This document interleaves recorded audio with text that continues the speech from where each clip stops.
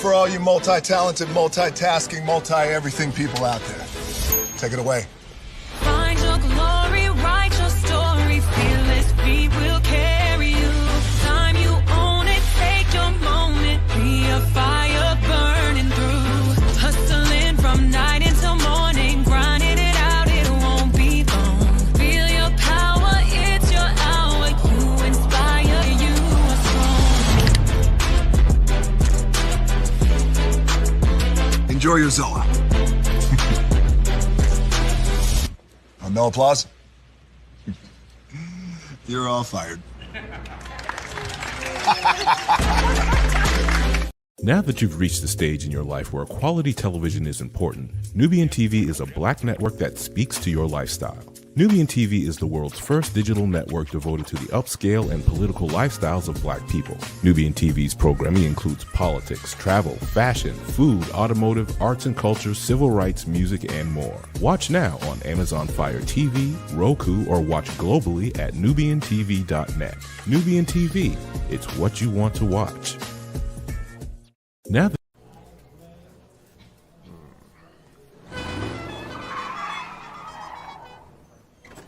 Come with me if you want to live a more delicious life.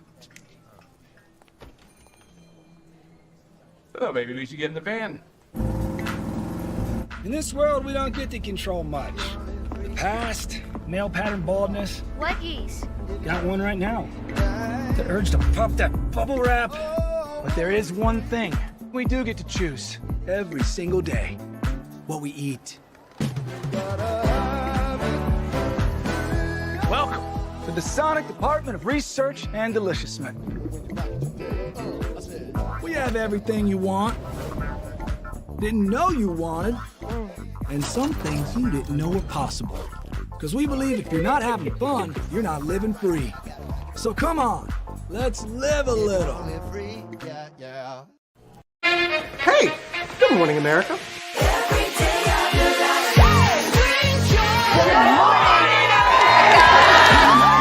Good morning, America. Good morning, America. Good morning, America. Money! Are you ready?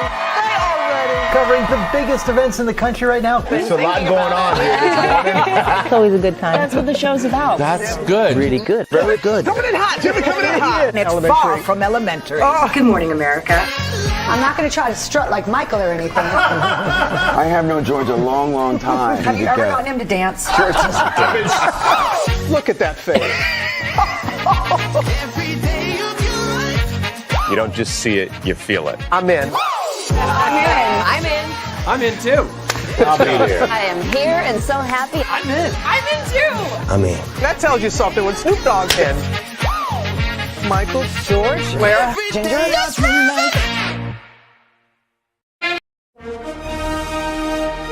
Prepare for a journey beyond imagination, beyond belief, beyond anything you've experienced before. Universal Epic Universe, a new theme park where you'll step through extraordinary portals to 5 immersive worlds. Prepare for a cosmic voyage of discovery, an isle of fire-breathing excitement, a shadowy world of monsters and mystery, new wonders in the wizarding world, and a new way to play. Plus the splendor of a magnificent resort hotel overlooking the park. It's all new excitement at Universal Orlando Resort. A week's worth of vacation thrills with 4 amazing theme parks, a variety of spectacular themed hotels, and incredible dining and entertainment. It's all at Universal Orlando Resort, where you'll find new adventures every day. Explore the astonishing worlds of Universal Epic Universe at Universal Orlando Resort.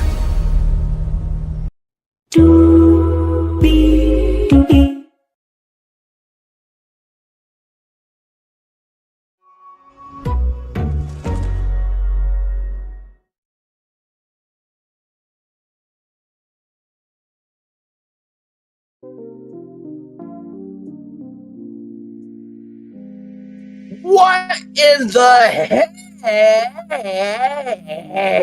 hell is this damn show?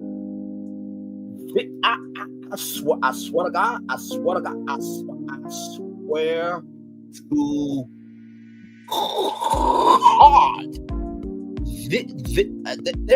there better be a reunion. This is non-negotiable. I don't want to hear no excuses from you, Taronda. I'm not gonna be on you too much, gorgeous, but it better be done. I'm gonna need everybody in the cast to show up.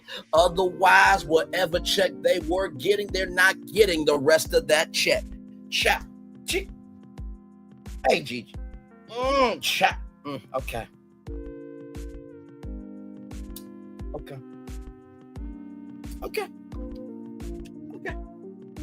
Because that's where I'm at with it.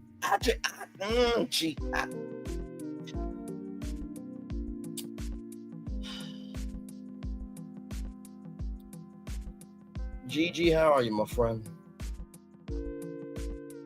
I don't know how we're gonna get to this poll tonight. I really don't.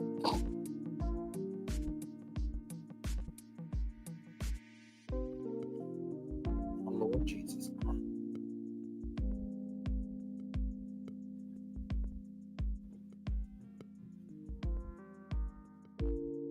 Jiji, let me know if you can hear me, gorgeous.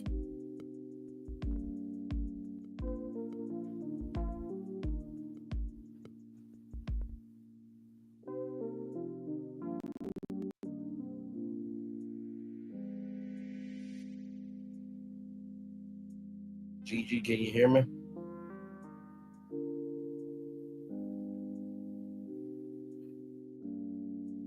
Well, like I said, as Gigi gets herself together, welcome in, y'all. Higher is way, low is available, but either way, we are live on tour, child.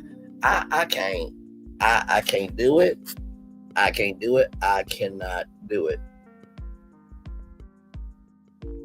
Okay, understood. Well, y'all, so listen, this is season 2, episode 7 of this damn show. When this first came on for season 1, I was really excited, for some new content. But this show right here this season, I don't understand the existence of this season. I don't understand the movement of this season, and I certainly do not understand the casting team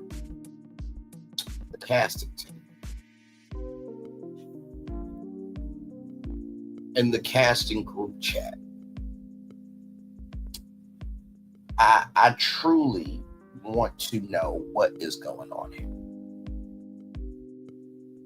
because this right here don't make no damn sense whatsoever. Y'all, the secret finally gets out, and when I tell you the way we are going to break this show down tonight, I literally said to Gigi, I can't promise anybody's mental health is going to make it out of this room. My mental health, your mental health, everybody's mental health, I cannot promise that our mental health is going to be all right after this. I can't promise that, because this does not make any sense at all. It is beyond just. Okay, can you hear me? Loud and clear, my friend. All right. Hello, everyone. Thanks for being here. And yeah, you were so right. Because what the hell? What the just what the fuck? That part. And I can only imagine from the site that we are linked up to that there are probably some books in there. I can imagine. was just.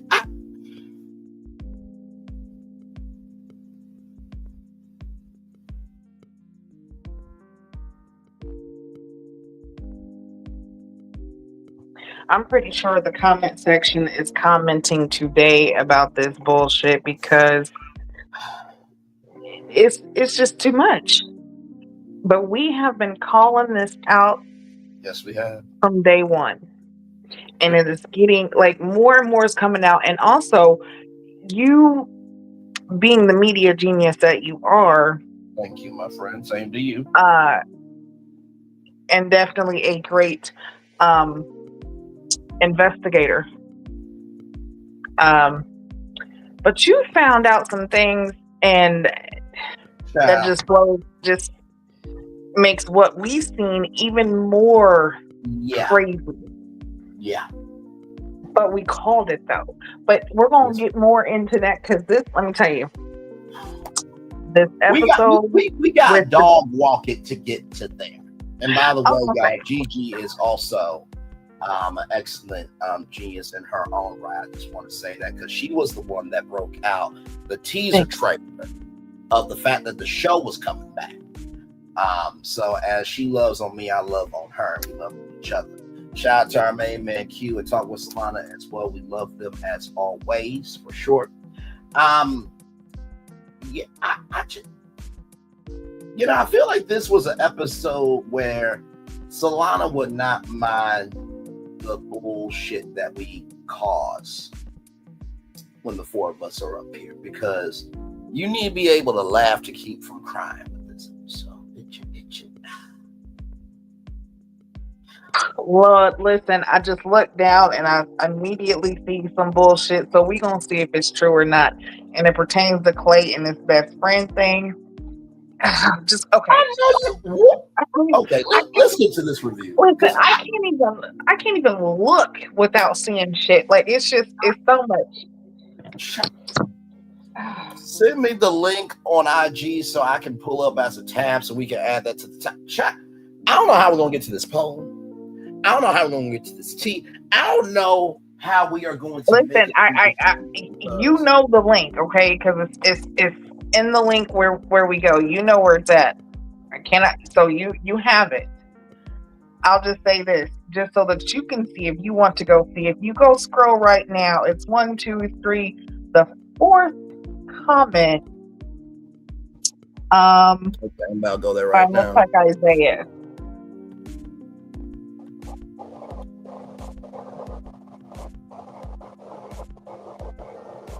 4 hours ago. Yes, do you see it?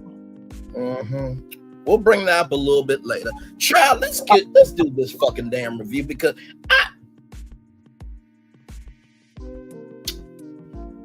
we said that this show had more energy than Love and Marriage Huntsville. But even this shit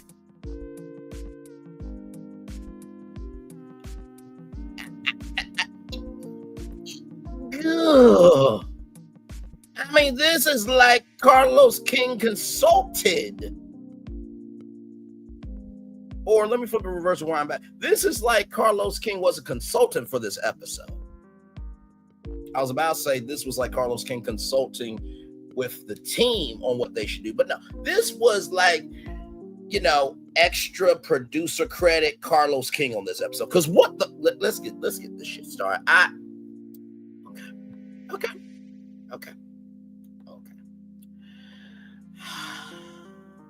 This don't make no damn sense. It don't. So we're gonna kick it off right here, okay? Child. Jared is making tacos. Kiki and Brandon are sleeping together. That is some progress. Shout out to the progress because we need it for this damn show. Tatiana and Clay are in the intimacy suite. Oh, look at that beautiful couple. Oh, you see how the feet is on the thigh, everything.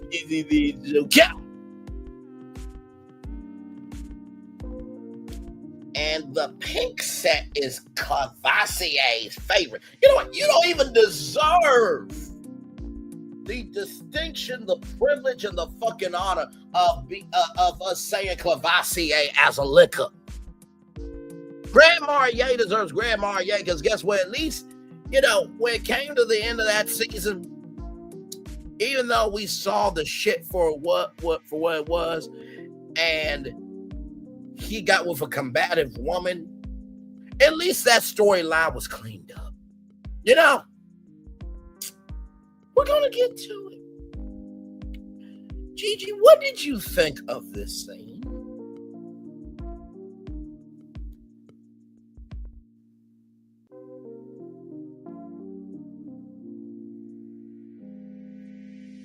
Listen, I'm with you when you talking about you don't deserve to have a favorite nothing with this woman. She has given you so many chances, and all you have done is let her down, and then you just continue to do bullshit after bullshit after bullshit.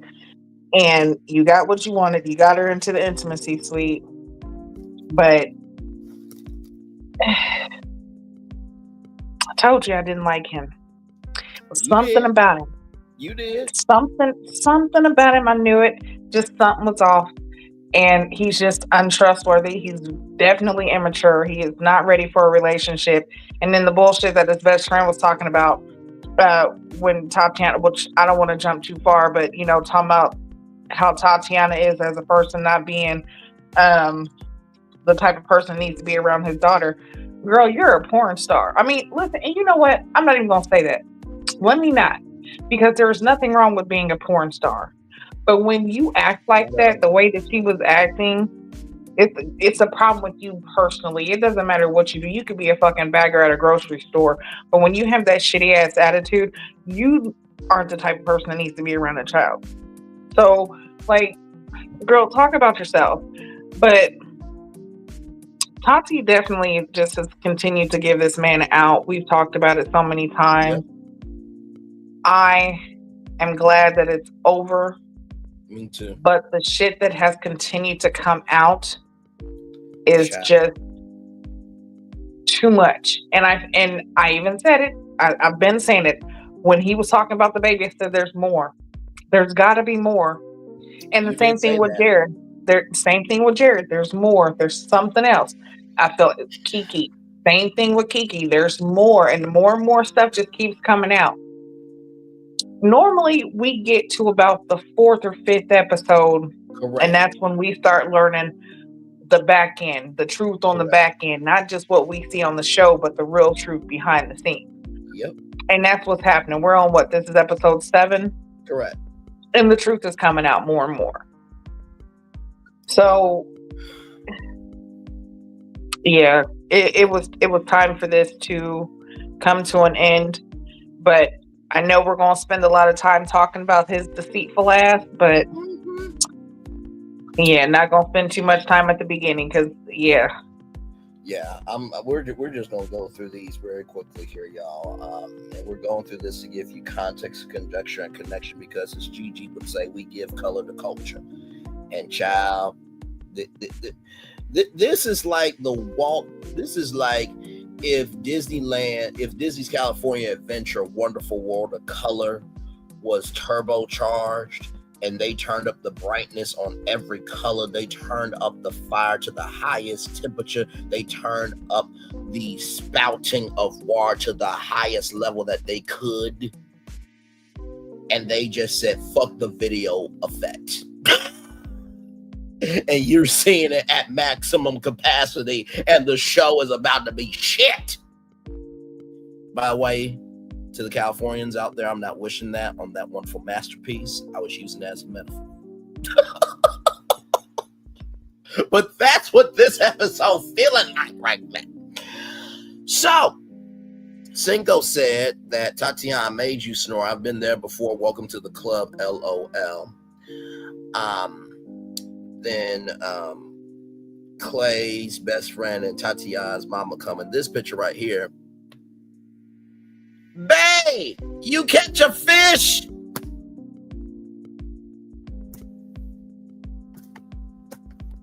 Stop it. Stop it right now. He was fishing. No. He was right. fishing. You're right. He was fishing. He was fishing. Now, see, I have done nothing wrong here. Okay.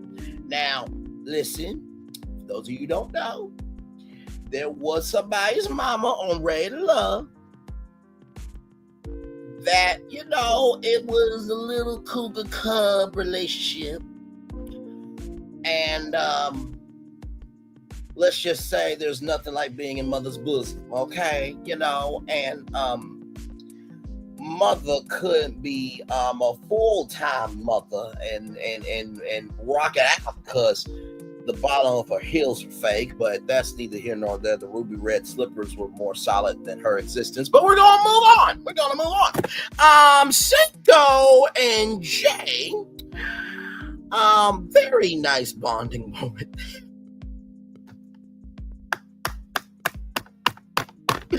of Jay doing Cinco's hair. Now I can see is this closet of fake red bottoms. Her just sitting in the closet, just full of fake red bottoms, just. And none of them work to take her home. Okay. And Kiki is at the fridge. Why is the fridge being opened up more than y'all relationship? We did tell y'all. So that's what we on today. So that you know what? Okay, right. All right. I mean, what do you feel the energy should be for this episode, Gigi? You tell me, because I don't have no. Okay, so I guess the episode is close the fridge, open your heart. I got you. There it is. Got you.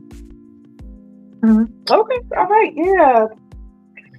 And by the way, for everybody, speaking of that, I'm about to make a sandwich.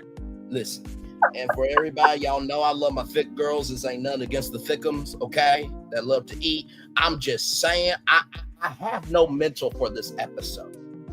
I talked with Jiji before the show, and she talked to me. I literally said to her, I cannot promise you that your mental health, my mental health, our mental health is going to get to the end of this review. I cannot promise that. Because let's roll on. Because this ain't it. Okay. Now, this was a very sweet moment of Jay and Cinco making it do what it do. I thought this was very nice. Jay said Clay was drunk. I just want to recognize that all the Clay around the world, from pottery shops to Play-Doh, are offended by Clay's existence. I literally just got a text from the Clay community saying that they are pissed the fuck off. Just now, ladies and gentlemen. Just right fucking now. Okay? Okay. So, Jay said Clay was drunk. That his best friend was 5'11", tall drink of water, and was an orange star. So so basically what you're saying is she tall enough to ride the ride, and she knows how to utilize works of art for her to make masterpieces. Is that what you're saying, Clay? Were you? Did she combine herself with your clay? And did y'all make a vase where you can put things in it? Or did you go up in her vase and fill her vase up with a rose? Let's just roll on. Actually, before we roll on, Gigi, what do you think about this? As you see, I have time.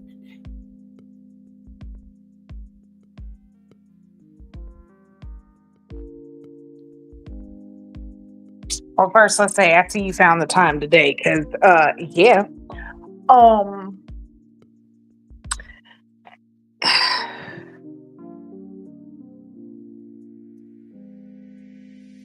first off, this is my question. Okay. Understand, you can be very proud of your friends' accomplishments. Nobody's saying not to be, right? We're not saying that there's a problem with being proud of who you associate with, okay? Absolutely. But we also know as a people that we have a way of doing things and saying things to let things be known without letting it be known. Okay? Correct. First off, you are in a house with other couples, okay? Why, for one, are you describing your best friend to these other couples the way that you did? The way that he described her was so sensual. You could tell either he has lusted after her body or he knows her body and he knows exactly what her body entails. And then you're describing it to other men who are with women in this house. Disrespectful as well. Correct. But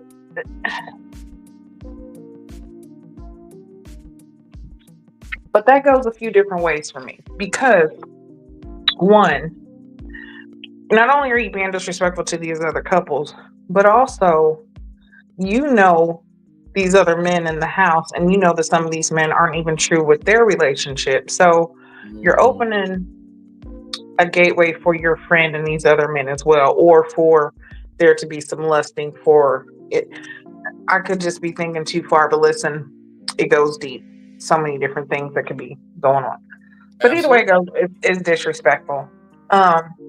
Yeah, you describing her like that. And then also, what does it matter if she's a porn star? If she worked at the movie theater, would you be, would that be a thing that you'd bring up? Correct. You know what I'm saying? It's like, why would you bring up certain things?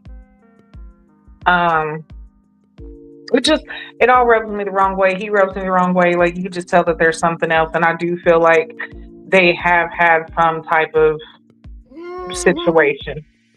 They definitely had some type of situation. And you could tell the way that she was holding on to him, even after Tatiana had the whole problem, like the way you're holding on to him and stuff like that. Girl, listen, I'm going to tell you, I like watching my Chinese dramas, okay? I'll be watching them. And that's exactly what they be doing. Like, girl, you were trying to play this really, really good. The fact that you do not, this is just my best friend and he's always going to ride for me no matter what. So you're basically disrespecting this woman in her face, letting her know, like, it doesn't matter at the end of the day, this man's going to choose me because I'm his best friend. We've known each other since we were 7 and I've always been there for him and we've always done this and da-da-da-da. Right. And we'll talk about that whole phone call because that shit was just crazy too. But just to like go off just on the whole fact of him describing her the way that he did before she even came, just set it up to where it's enough. He set it up to be questioned, I feel. Oh, absolutely. And bruh, with you saying that you watched it, sir. Okay? You watched it. And it's okay if you watched it. I feel like everybody, since 2020, we all have the right to release mentally and otherwise. But we also don't release for our own benefit and fuck over other people in the fucking process. Okay, let's just roll. Here he is here. When my best friend get here, y'all gonna be like, okay. So then we get to Kiki and Brittany. Kiki and Brandon have not had any sex. I am sure that the sweetness of white wine has been swallowed more than white icing down the throat. Okay, we're just gonna leave it right there. Okay, so with that being said, Brittany is not here for it with Ty either. mean, y'all can figure out what the hell I'm saying with white icing, okay? Y'all can figure that shit out. You know what? If you want, you know what? Let's keep it on a alcoholic basis. White Russian cream, if you're nasty. So there's nothing that Ty can do to change Brittany's mind. What did you think of this, G? I really got time today. Because I'm not wearing a producer hat. I'm not wearing a viewer hat. I am wearing my Arkansas Little Rock 9 hat of I know good to fuck damn well you ain't doing this shit. Now shit. Go ahead.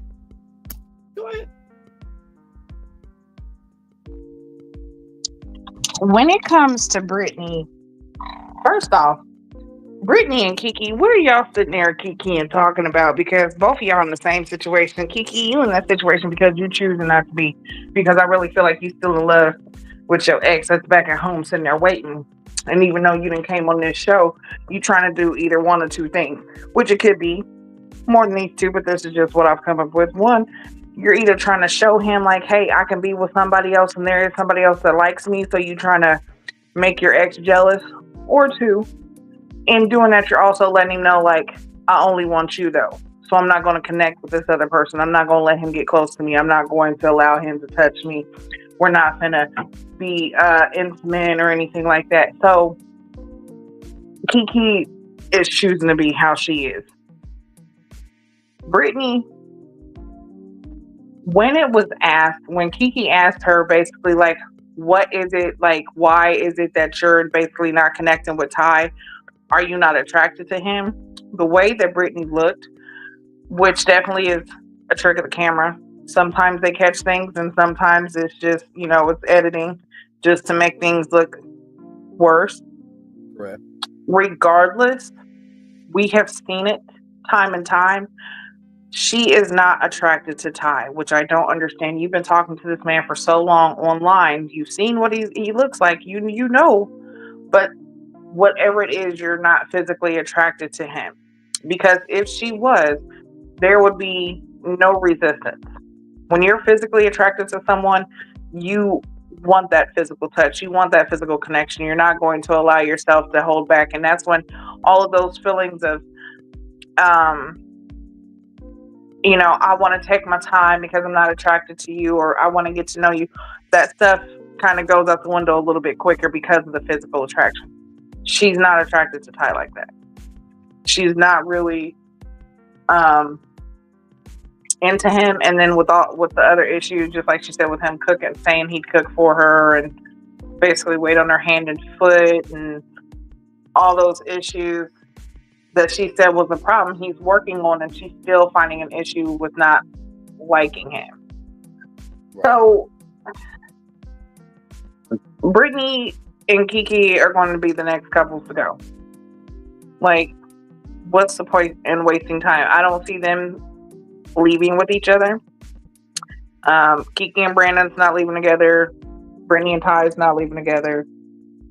I don't see it happening, but that's what I think. I have to agree with you because we started off on such a high at first because, this was the second season. It got renewed very early, right? And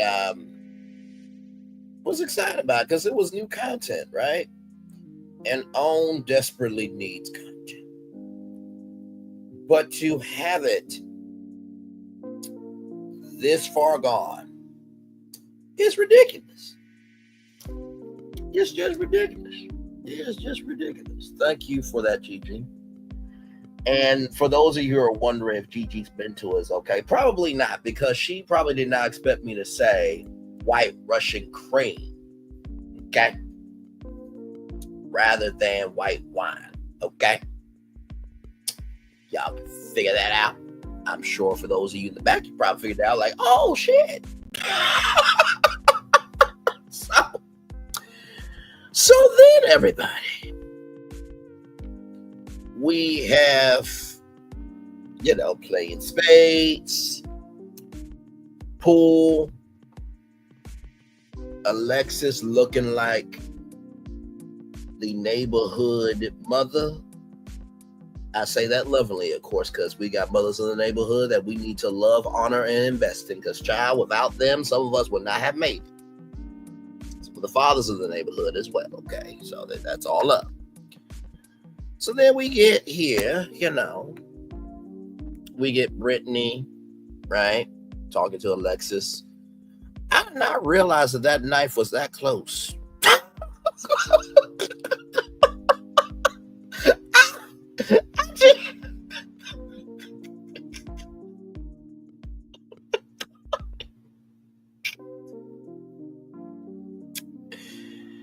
Single laid down some cards. In time. He's playing pool.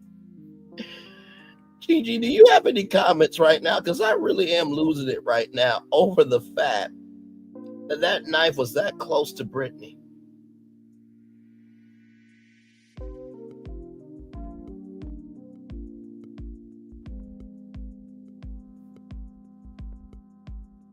That which knife was so close together? No, I say, you see this knife right here? I didn't realize how close that knife was to Brittany. Oh. Say one more word and it's over. And the way she looking like, I wish you would. I wish you would. I'm like, wow, I did not know that before. I'm just imagining the people in Video Village, and for those of you who don't know, what Video Village is, right? Video Village is basically like the on-set control room for a reality show or a movie. And when you're there, you're able to see everything that's going on. And I just imagine Video Village was like, what the fuck? What the fuck? And what the fuck? Okay. So we get to this. Okay. Now this person's name is Jamila. Now, Jamila jumped on Clay and, wrapped her arms around him. Now, I didn't really. Hang on, let me see if I can go back to it here, because I don't think there was legs wrapped around. Let me see here. So the way she jumped, she did wrap her leg around. It wasn't like a full connection where, she connected and crossed them. But Right. that leg definitely swung around that thigh. There was a little jump pause. Yeah, she put that. I'm going back right now.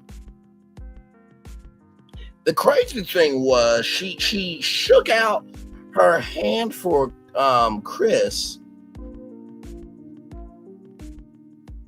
and I'm watching it now.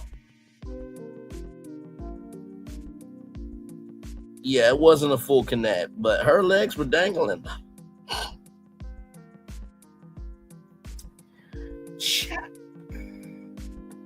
So, with that being said, I just know this, right? I just know this. Now, I've never met Jiji before, but definitely that plan is going to happen for sure. I think she feels the same way about me and Q and Slaughter, all of us, for real.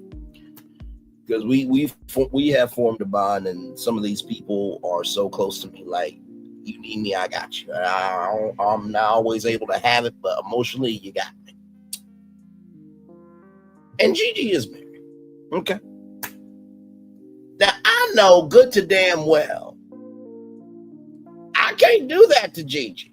Okay? I can't do that to her. And Jiji can't do that to me. Right? Because there's a line there. We best friends, we homies, we good. But I also need to respect the marriage, right? To me, in this situation, you have lied about being a vegan, which, bruh, there's Impossible Meat, there's Beyond Meat, there's Boda Burgers. Like, dude, you in LA, which is one of the vegan capitals of the world. Y'all could have went on a vegan day. Hell, that was a little white lie. You've been having this baby thing out for a while now. Everybody else knows it except Tatiana. And now on top of that, you are allowing this woman to jump on you, and there seems to be a more joyful connection to a visit rather than the person you've been staying with for 3 weeks. Go ahead, Jiji. I'm okay. You're absolutely right when it comes to that. Like, the respect level. It absolutely would not happen.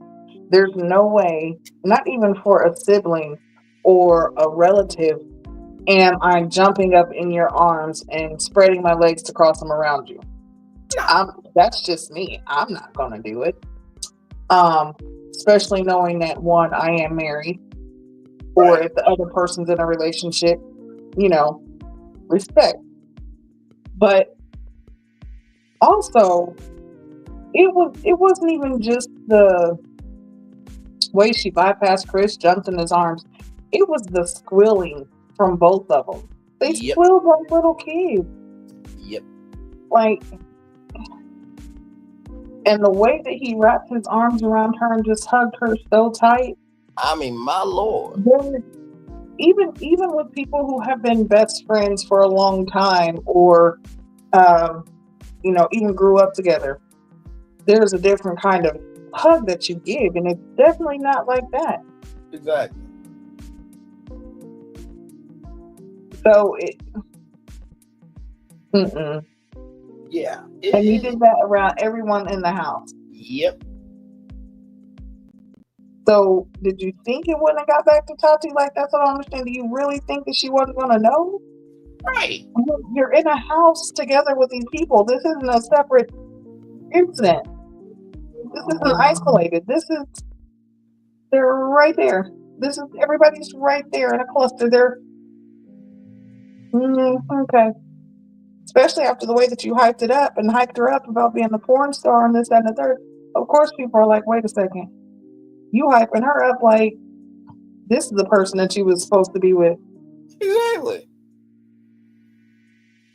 And that's what I kind of feel like. Maybe they had a relationship, or him being the best friend and knowing she's a porn star, she definitely probably gave him some. I'm pretty sure she did.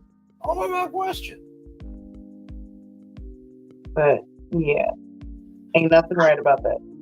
Not at all. And here's the thing, right?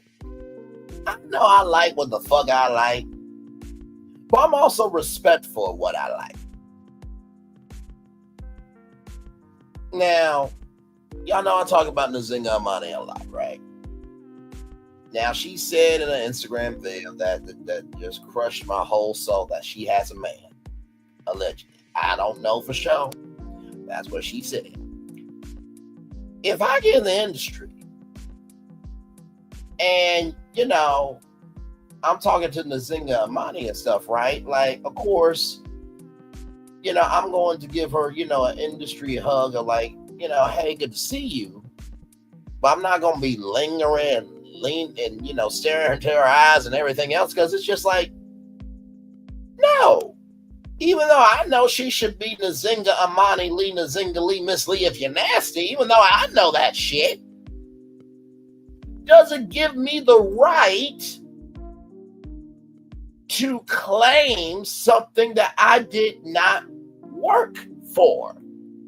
And I don't mean work for in terms of, I gotta put in an application, then I gotta have a background check, and then we gotta go on dates. I'm like, no, it's the fact of she don't know me, bro. Sis, fam. How dare I come into her world and not even respect me being in her presence?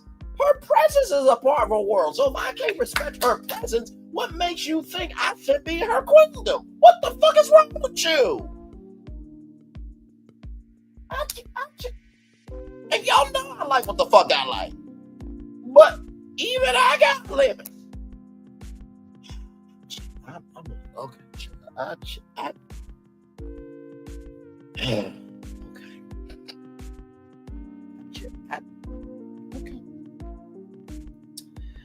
So, as we learn, okay, here's the couple, okay, alleged couple.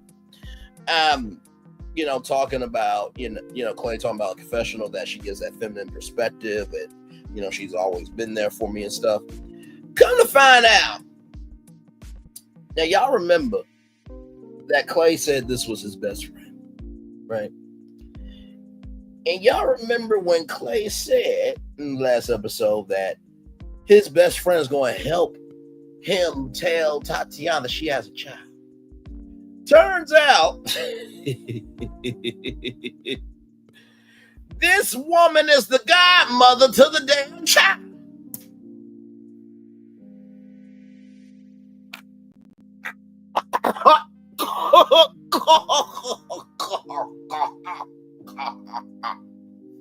Take it.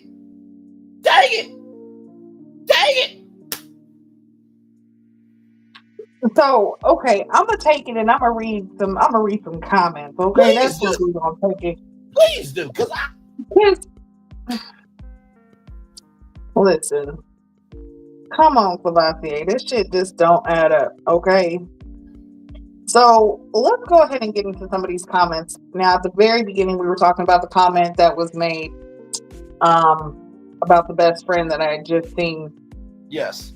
I don't know how many people heard this or if anybody knows, but so it is being said, so we're going to say allegedly. Yes, allegedly. Cavassier and the best friend was on a dating show together. And it's on YouTube somewhere. So we definitely going to have to do some research and find it. But, so DNA says, Cavassier, you sloppy booty-doo built poor character having deceptive ditty mouth breathing lying fundamentally deceitful bastard.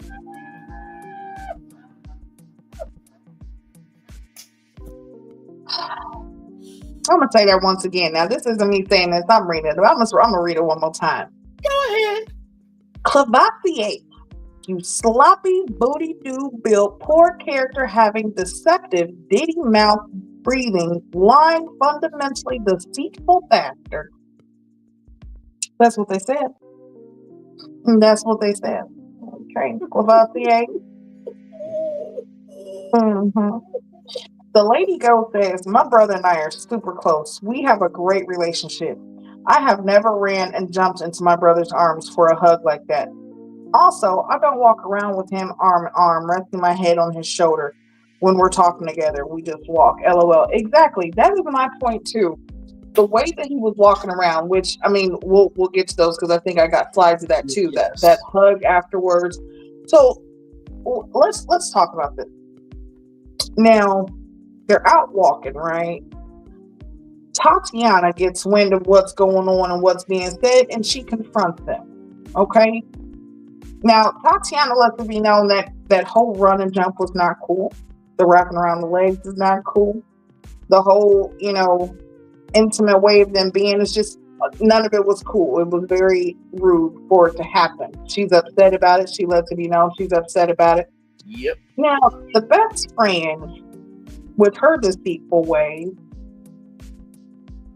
basically stands there and gaslights and makes it like, oh, Clay, if this woman acts like this, then she's definitely not right to be around your child. And how she said, She said, not to interrupt you, gorgeous, just ask. Go ahead. She said that Tatiana is barbaric. Barbaric. Yep. What? Barbaric. Of all words to use, she's barbaric. Okay. I'd say probably protective.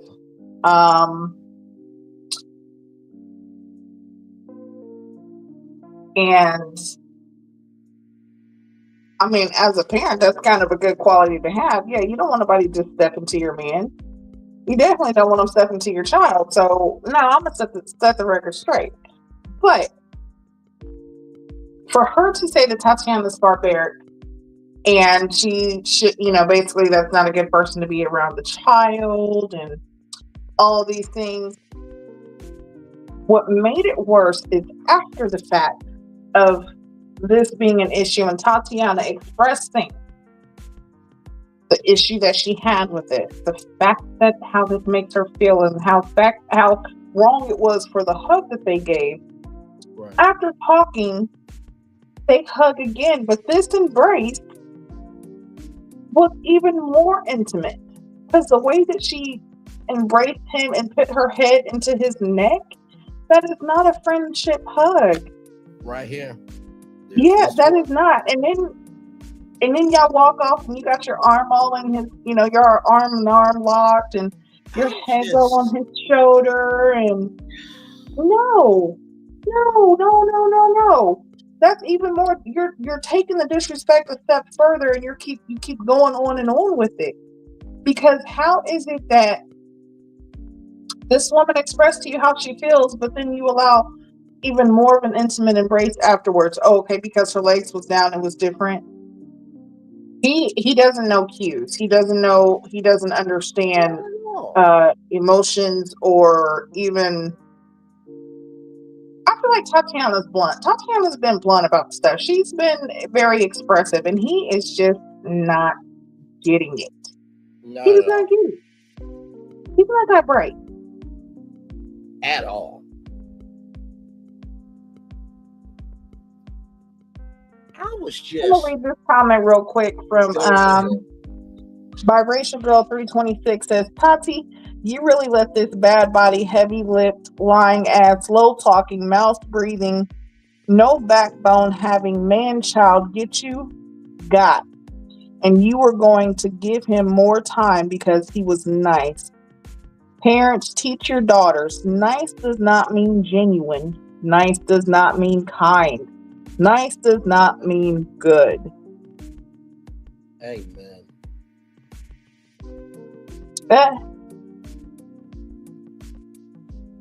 Yeah, this is it.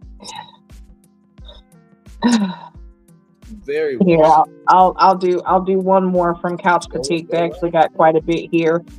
Couch Critique says a man named Clavasier from Riverdale were the first red flags to catch. You know. If you know, you know. I really hate Tati was embarrassed the way she was, but they were never meant to be, LOL. And most of the housemates knowing and not even dropping her a hint was whack as fuck. They're all lame for that. Clay is such a big ass loser, but also wish Tati wouldn't have put the flame under his feet more because her man can't decide between you and his porn star best friend. Then have the audacity to gaslight Tati as if it was her fault for being upset about it. But him having a baby would have been my focus point because the motherfucker been playing her from the jump. Especially once she finds out the story behind the baby. Charli should have kept her mouth shut because she got some nerve to thinking their relationship is any better. But she's about to find out. Laugh my ass off. Literally throw the whole house away because none of their relationships are worth fighting for. And that is so true. Yep. Facts. But yeah. Agree with that comment. All the comments, well done. That one that called him a bastard from A to Z, that took my soul. In the words of Tom from Tom and Jerry, you set my soul on fire. it took me out. Yeah. I mean, let me tell you something. For those of you who don't know, that iconic line, "You set my soul on fire," that is from Time doing a little bit of what's been happening in dating for some people, that they don't know how to let go. And Time didn't give up. So he was singing, "Is you Israel, is you ain't my baby." Time got a better shot at getting an animated female cat than this bullshit. And he's an animated cat.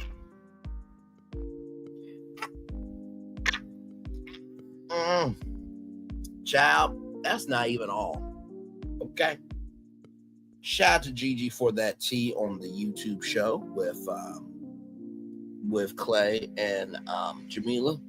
But child, that's not even all. And we're gonna have to put this at the end because it's gonna make it shake a lot more.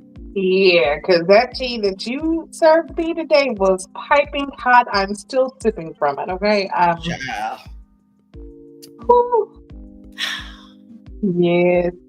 Yes. Child. We'll get to that tea because let's roll on. Because this is too damn much. So after all that, Tatiana does not want to hear about this woman, right? At all. Respect. And Tatiana's being gracious in, "What do you have to say?" And Clay is still fucking up. So then he drops the news that we've all know, that he has a daughter and that she's a couple of months. Tatiana is so done, she's not even upset about the baby. She said, "I don't care about the child." And I will just say this. I don't think Tatiana is that mean of a person where she would not care about a child, y'all. Okay, let's understand the magnitude of the veracity of the energy that's being served. Okay, let's be in this space right here, right from this space right here, right now, rather. Tatiana has been played a fool all season. Okay. Lied about something that's important to her when she said most of the other dudes have not been vegan, and she was cool with it. Cool with it. Then Tatiana was up on game, but she was just behind one game. She was at game 6. She didn't get to game 7 yet. Still playing out the relationship. Then you bring your best friend into the situation. And then you say you have a child that was only a few months old, where she said, "I don't even care about the child. It was the fact of you not being honest with me about who she was." So when Tatiana said that she doesn't care about the child, I don't think that she was saying that from a point of view that she does not care. Because Tatiana seems to be a better mother of having no children than Clay having children. I'm going to say that 2 more fucking times for everybody in the back. Tatiana is a better mother with no children than with Clay having children. Tatiana is a better mother with no children than Clay with children. And thank God Clay didn't say, "Well, you know, she's the godmother of my child."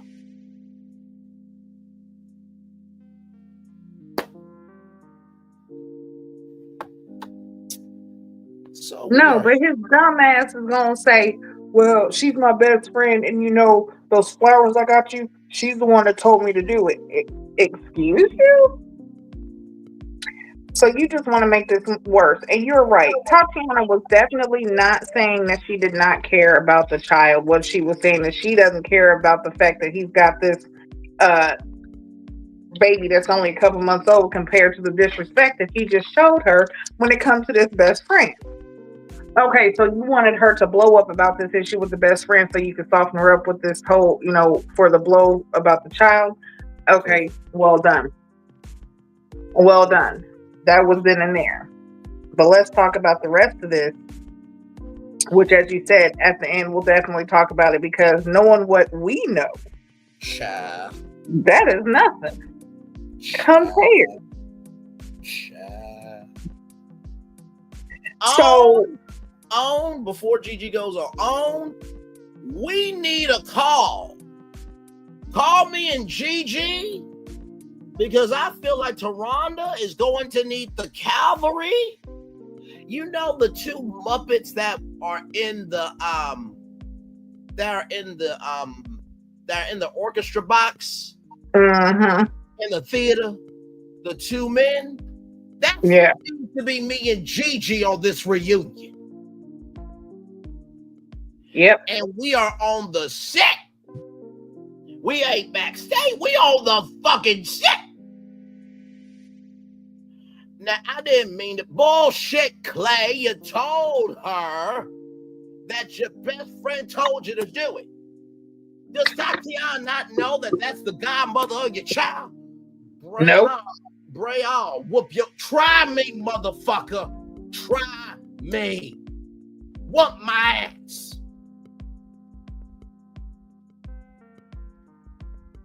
You strong physically, but mentally you fucking weak, motherfucker. He got too much ass on his back for him to have enough. That's gonna push him over. Just listen, Clavassier, if that is your name, which from what we've seen it is, because you're an actor.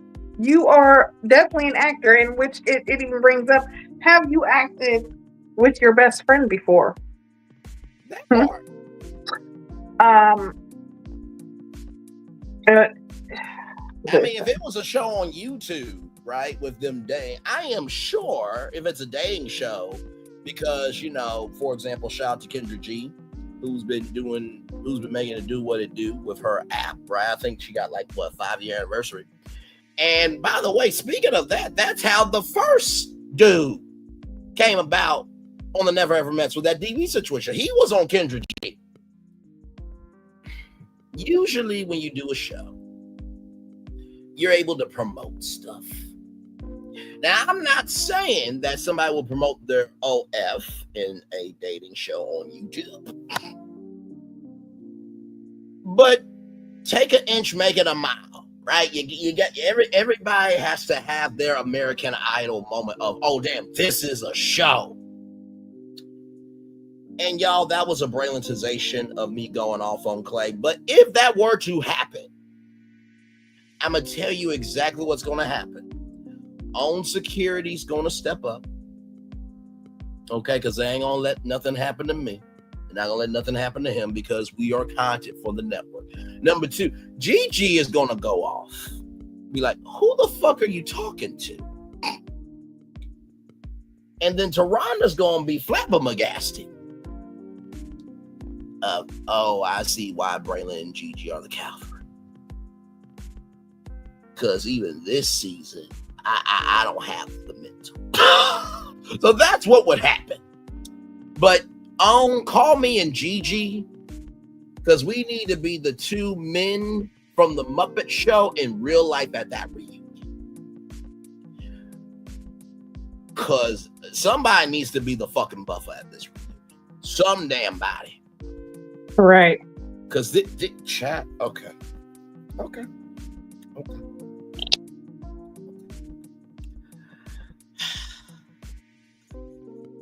Yeah, because this season, it's just, it started out and it's just continuing and it's getting worse. I mean, we're starting out with hiding kids and fake relationships, and it just keeps going. Well, I don't understand why any of them even decided to come on this show. Right. What are y'all getting out of this? We need to talk to the casting team. How Absolutely. did these people get through? What did you know and when did you know it? Bumori Productions, I need you to come to the front of the court. Oh, I need you to come to the front of the court. 15 minutes of fame is up. People's personas, they're these fake personalities that they're giving and representatives that they've brought. They are tired and they are ready to leave. So now the real them is coming out, and it's starting. Like, you can't hide it anymore. Just like with Jared, he can't hide himself no more. No, not at all. To the family and friends, we need you to come to the front of the court. Go ahead, Jiji. Y'all. When no, it's just craziness knowing that this was the situation. But I mean, was it unexpected of Clay? Because what we've seen so far, we knew that there was going to be more. Oh, absolutely. And then for him to go, like I said, after the whole fact of, the issue that Tatiana had brought up and how she felt about it, he didn't go check on her right away. Not at all. And that intimate hug that him and his best friend had, and then the lock in the arms and putting the head on the shoulder, walking off, that's not what best friends do. That's not a best friend gesture. That's not a, I accept what's being said, especially her being the best friend. If you're being the best friend, you're being disrespectful to him as a best friend, knowing that he's in a relationship, because instead of you saying, hey, I understand where she's coming from as a woman, so I'm not going to do this, you doubled down and even took it a step further. Correct. And then Clay didn't go check. He went and sat with the fellas, basically just like gone. He was just like, it really didn't matter. He didn't, instead of him worrying about Tatiana, he was more worried about his best friend. Yep. And hey, let me get you out of the house first. Yep. And then, you know what I'm saying? Which is, hey, that's fine. Get her out of the house, then work on things with Tati so that, things are calm. Definitely could have been harmless. But the things that led up to it is what makes it a lot worse, to where it's like every step that's taken, especially with his best friend, is going to be questionable because of what was seen and how not only he was acting, but how she was acting herself. Regardless of if Clay could be like, oh, well, I really don't see anything. That's just my best friend. She might not see it like that. And in her eyes, she wants more. So she can cause a problem just with her own wanting. It doesn't have to necessarily be that Clay wants it. It could be something that she wants. So she's causing problems herself. Absolutely. It works so many different ways. But Clay doesn't look like the type where he's gonna let that slide now. He wanted that. And you know what's crazy? When Clay said that, I'm like, hey Clay, let me let you know something. If you were in LA when the fires were going, when one side of the country was hot and the other side of the country was cold, if you said, hey, you know what, listen, you know what, go leave your home, leave everything that you have worked for and get out, right? That would work. But also, too, once a fire is happening, you can't say, okay, you know what, I'm going to put the fire out, right? And then I'm going to handle my home. So you losing your home as a fire's going, you dumb fuck. When a volcano's exploding, you know what? Let me try to put out the volcano, motherfucker. The volcano is bigger than you. When Hurricane Katrina happened, you know what? Let me go stop the levee. The levee is bigger than you, dumb fuck.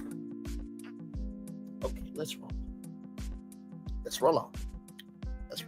Because when I tell you this tea we're gonna drop towards the end of this, you're going to understand me and Gigi's beyond pissed off Tiffany energy on this.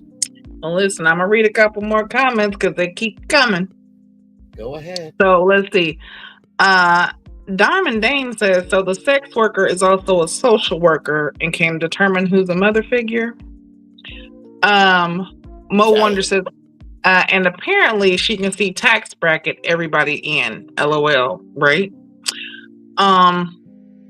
Ray says, OMG, who is this baby mama accepting this sex worker to be the kid's godmother? Fail. Yes, girl says, laughing my fucking ass off. Literally. It was giving, she really is the child's mom. 2025 friends that look like her aren't truly that concerned about how a grown-ass man raises his child. She just wanted that D, right? That part. And it I don't know, she kind of did give off baby mama vibes a little bit, but on, because it's so crazy that in this moment and Tati feeling that way, her mom was able to come at the moment when she needed her the most. Correct. And she was able to talk to Tati in that time. And Tati, just like she said, normally she doesn't like to express herself in front of people. So her mom is her rock. That's the person she goes to when she needs to talk to somebody. So for her mom to show up, she's like, Mom, basically I felt played. He played me, and that's the problem. And listen, her mom looked like, her mom is very beautiful. Absolutely. But she was not for that shit when it came to her daughter. She was like, wait, do I get to meet him? Where he at? Now, where he at?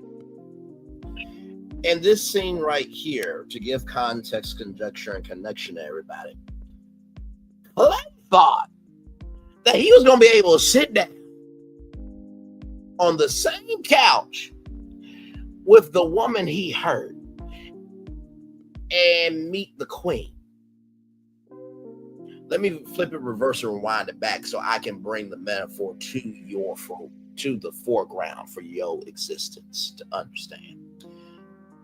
This prince thought that he could sit down with the princess that he hurt and meet the queen.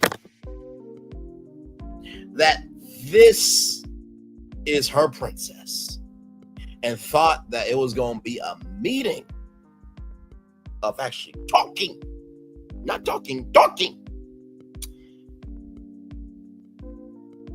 Gigi, can you please let them know what the princess did to this prince when he First off, can we say that he is a prince? Is he a prince or is he a pauper? Oh, Lord Jesus. Oh, my Lord.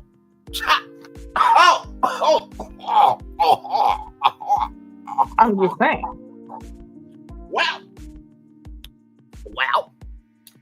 Wow. Because he definitely is not moving like a prince. He's moving like a fraud. So it seems that he has fraudulated his credentials as a prince in order to get close to the princess. But his deception has come clear. And he thought that he was going to be able to meet the queen in his existence of a fake identity. But he was unaware that the princess had already seen through and had exposed him to the queen. And he was no longer allowed to sit on the throne or even in the same vicinity as the princess. He is now cast out and cast away and is now among the beggars.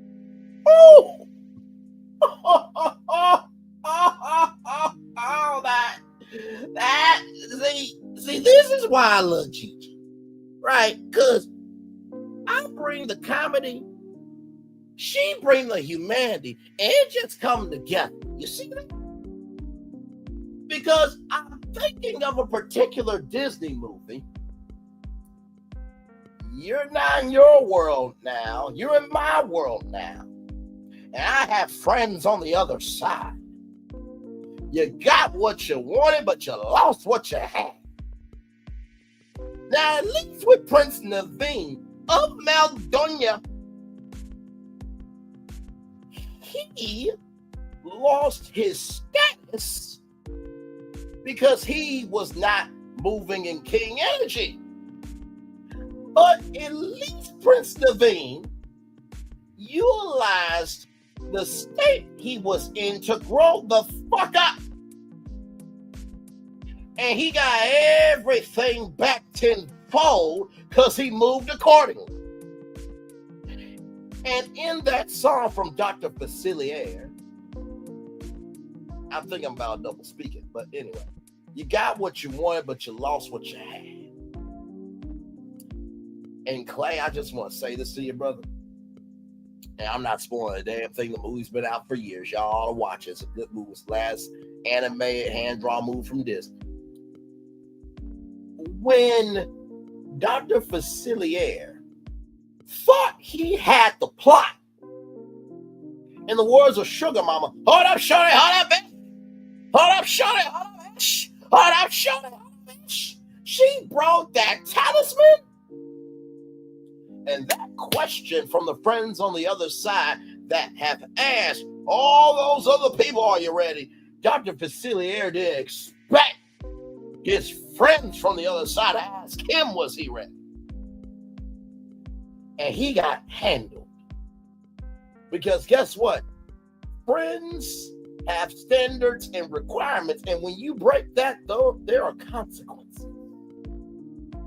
So, Clay, you really thought that this talisman that you had mentally around your neck was going to be able to keep you in this condition. But motherfucker, Tatiana broke that talisman, and all of your friends that you thought were on your side, motherfucker, they said, oh no, there's a limit. And you done. By the way, it was hard to come after Jiji, okay, after she said that. So I hope I did what I could. But you definitely did. Listen, I just set it up. You alley-ooped it, okay? I mean, like, what thank you, Queen. What else can you say? I mean, listen, even on Cheetahs, you know, they give you some time to cheat. But this was just blatant. Not blatant. Blatant.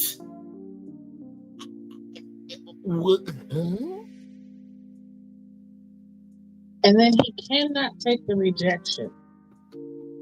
Oh no. He is not one to take rejection. And maybe he's not used to it. Maybe that's a song for him is being rejected. So he's like, before I get fully rejected, I would rather just leave and be the one doing the rejecting. Correct. So with that being said, Tatiana wants to sleep on him. Child, you know, there's not too many people that were in Christ's image, but I think Tatiana got the stamp of approval. I think she really did when she was made at Baby Corp. For those of you who know Boss Baby, I think when she was at Baby Corp, I think she got the platinum seal of approval. Because this is just too much. So then Jared, with his fucking ass. Okay, so we're here. That's Tatiana there. That's Alexis. That's Brittany. That's Kiki. That's Clay. And then that's Chris. That's Cinco. That's Brandon. That's Ty. And then I think that's Jay, if I'm not mistaken. I think that's everybody. But with that being said, Jared says he was married for 3 years, but it was exhausting. And if I can find a person that doesn't make it exhausting, then I'll marry them, but I'll keep looking. What the?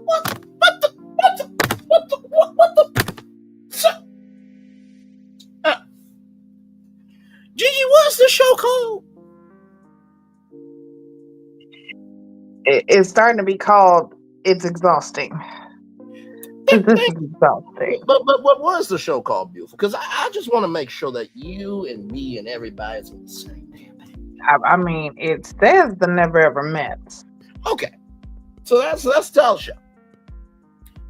If I'm not mistaken, now I know for those of you in the back and be like, Braylon, you're being redundant. This is redundancy with a fucking purpose. Okay, out my rambling comes greatness. Just give me time.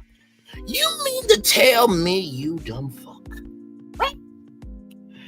That you, first of all, Charli had a secret to hold from you. And everybody got on her, rightfully so, because that was disrespectful to bring that burden on you. But then you had a burden, sir. And for all that you can say about Charli, at least Charli has been holding her on. I can at least give her that. And this shows about 7 couples who have been dating virtually, but that have never met in real life, and y'all been dating for a whole presidency. But you mean to tell me on national motherfucking ass television, okay, that you found it exhausting to be married? And if I find a person that's not exhausting, I'll marry them, but otherwise I'll keep looking. What the fuck did you come on this show for, sir? Jiji, does my redundancy make sense here? Because I want to make sure that I'm not losing it. I'm trying to figure out what part of relationship, marriage, friendship, like what part of that was. I don't know if I missed it. Maybe I missed it, but parts of it is going to be exhausting. Because a part of being in a marriage or relationship or even a friendship is sometimes you give yourself to an exhausting level. Yes. To a point, and it's not even necessarily a bad thing, but sometimes because of the love or care that you have for someone, you willingly will exhaust yourself out. Correct. In order to make sure that that person you're caring for is okay. Absolutely. Correct. In a friendship, if a person is going through hardship or a breakup or, lost family, something like that, sometimes having that care for them can become exhausting because you might be the only person that they can talk to during this time. Yep. So being on call becomes exhausting. Sometimes it's exhausting being a parent. Being a parent is exhausting. But you can't not be a parent just because you're exhausted. Now, yeah, there are a lot of people who check out just because they're exhausted and because they can't handle it. But exhaustion is a part of the reward. You get so exhausted, but the reward that comes with what you have given is so beautiful and so much more than the exhaustion that it's worth it. Without question. But that's only when it's true and when it's something real. When you're going into something with ulterior motives, just like Jared did, he's going in because he only wanted to smash after 4.5 years of talking online and, him seeing the thickness. And of course he's lusting because he's a man. He got what he wanted. Like you said, the honeymoon phase is over because he got his, his rocks off. He got what he came for. So he came in with an ulterior motive and a motive of just wanting one thing. So of course he's going to continue to find this exhaustion and say, and this honeymoon phase is going to be over quick because you're not even putting yourself out there and giving yourself the necessary openness to be in a relationship. He's not worth Charli. Charli's got a lot going on too. I was also wondering, like, and there's nothing wrong with having multiple baby daddies. I'm not saying that there is, but I just wonder if she has more than one baby daddy. Correct. I hope she's not the type that, because there are women out there that will get pregnant with every man that they feel like they love. So they feel like the best thing to do is give them part of them, which is a child, which that is definitely not the way to go about it. But I just, because right now, especially with that baby being a month old and what she's going through with Jared, this is definitely not the time for her to really be giving herself out like that. Not at all. And I appreciate the context, the conjecture, and the connection that you made to the definition of exhaustion. And the reason why, hey, Tuber Chat, good to see you, my friend. By the way, if y'all are not connected to Tuber Chat, a great brother from Canada, he does different streams 3 times a week where you can meet up with other content creators. And then he has a raid right after. He actually had an interview today about he had an interview with a content creator, how they got to 10,000 subscribers. So when you get to 10,000 subscribers, you get the chance to be interviewed by Tuber Chat. So like, comment, share, subscribe to my man Tuber Chat. Good to see you, good sir. Hopefully all is well with you. And like I said, I appreciate what you did, Jiji, because I'm really sick, tired, and drained. Like, it's beyond exhausting. I'm drained of people utilizing words and disrespecting the reality of those words. And I know that you agree with me with my redundancy. And I brought that redundancy up for this fact. Jared, you know what was exhausting? Those inmates, right, in Cali, who got paid, I believe, $7.25 an hour to fight wildfires. Now, the crimes they commit are the crimes that they commit, okay? He or she has to sin cast the first stone. But for the fires not to stop for shit, when people were losing their shit. And I read a story of a mother, I think her name was Kalani Jackson, single mother, 2 kids, out in California. She's going to school to be a nurse, and she's living in a motel room and in her car because she couldn't get renter's assistance. So I bet you she's exhausted, Jared, of trying to do the best she can off of an event that she had no control over. So the fucking exhaustion you feeling is shit compared to what Californians went through when they were losing everything, and those firefighters who could have died trying to protect.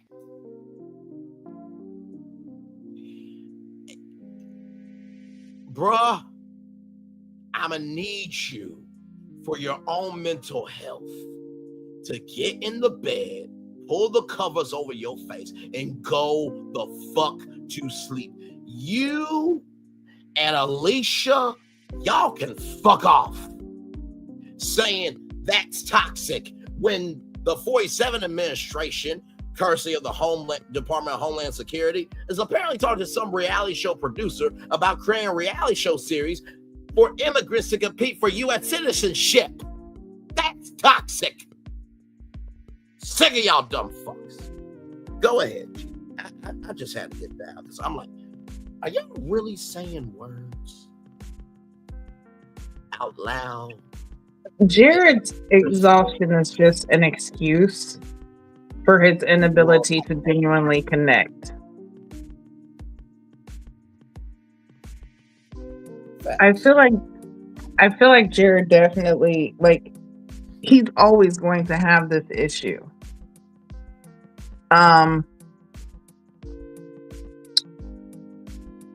and this is in my opinion, seeing how he is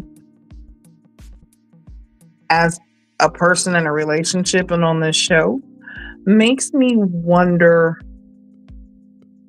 because as I said, being a parent is exhausting. Is he going to check out of parenthood too? Is it where he's only a, when it counts type dad? You know what I'm saying? Not fully engaging, but when it counts, he's there. Not even when it counts. When it works for him. Yep. Okay. So it's like, let's just be for real. Okay. Because if you're saying that you basically was married for 3 years, it became exhausting. When you find somebody that's not exhausting, then you can be in a relationship or you'll get married again. Right. You have to be okay. Being exhausted and being emotionally checked out, not really wanting to be in a relationship, that's going to culminate and create that discord, so where of course you're not going to want to be together and the relationship's not going to work. But when it's just where it's exhaustion, there's so many different ways when you truly love somebody to work around that. And like I said, that exhaustion at time becomes rewarding because you understand what you're working towards with this person that you're truly in love with and you're wanting to be with. You're willing to go through the exhaustion, and that person's probably exhausted too, but you guys are exhausted together, and when the time comes, you'll be able to rest together. So when you understand what you're really fighting for in the relationship, you understand what it's worth and what's happening. But Jared's he's not there either. He's not at that settle down level. He's definitely not ready to settle down with Charli. Like I said, he got what he wanted from her, and that was that. They knocked boots. And that was his end game. He got it. Nothing left. Facts. And there were some comments that we'll read later, but I'll just say to hit on some of the comments. Charli does do a lot of talking about other person's business. Other couples' businesses. She's always up in the business and she's in the mix. And she's got these comments. But she's about to start crying soon. Yeah, because you were so worried. Yeah, you're worried about other people's relationship, but you don't understand that this man that is in your face is really a wolf. He is smiling in your face and really just to get what he wants. He got it. Now he's about to change up on you. Yep. So, yeah. And y'all, if y'all had earbuds in, I am so sorry, y'all. I am so damn sorry, truly. In doing this job as a content creator, it's not easy, right? Especially if you are an original one, to stay an original. But as Jiji would often say, we give color to culture. And to hear Jared said what he said made me say what I needed to say.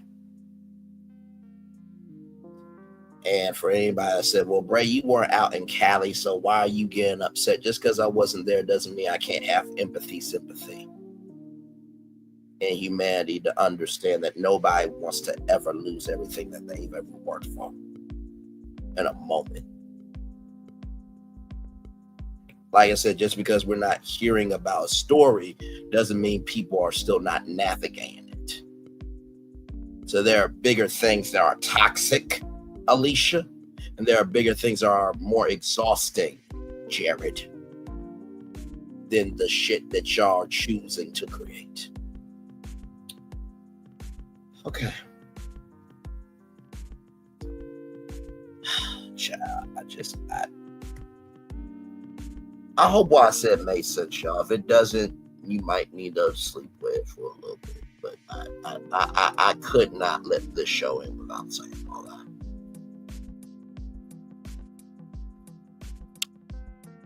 Yeah, but once again, Alexis, you need to really watch what you're saying and worry about your relationship, because it's not just pearls in the ocean. Okay, now listen here, you're worried about all these other people, but there's a lot going on in your own relationship that needs to be worried about. Some things that can be seen as toxic. Yeah. But yeah. So yes, moving on. And Jiji, thank you for always being good people. Jiji and Q, our main man Q and Solana are they're used to me going off. But as Jiji knows, because we talk on a regular basis, I am very quiet for a very long time before I go off on anything. Because as I have evolved, as I have expanded, and as I mentally lay with my perspective, I recognize that sometimes people need time. They need space.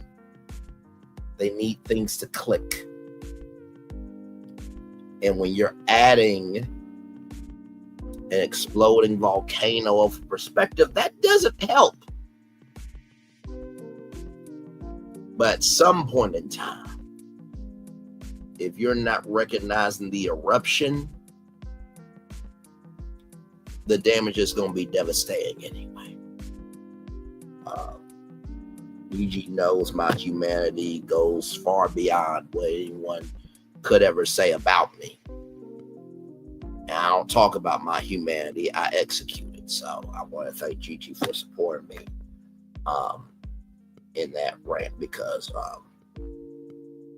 y'all, people have lost a lot of shit. This is a reality show, but there are people's real lives that are more real than this show, and that needs to be recognized. So with that being said, Cinco is right here. Brittany's right here.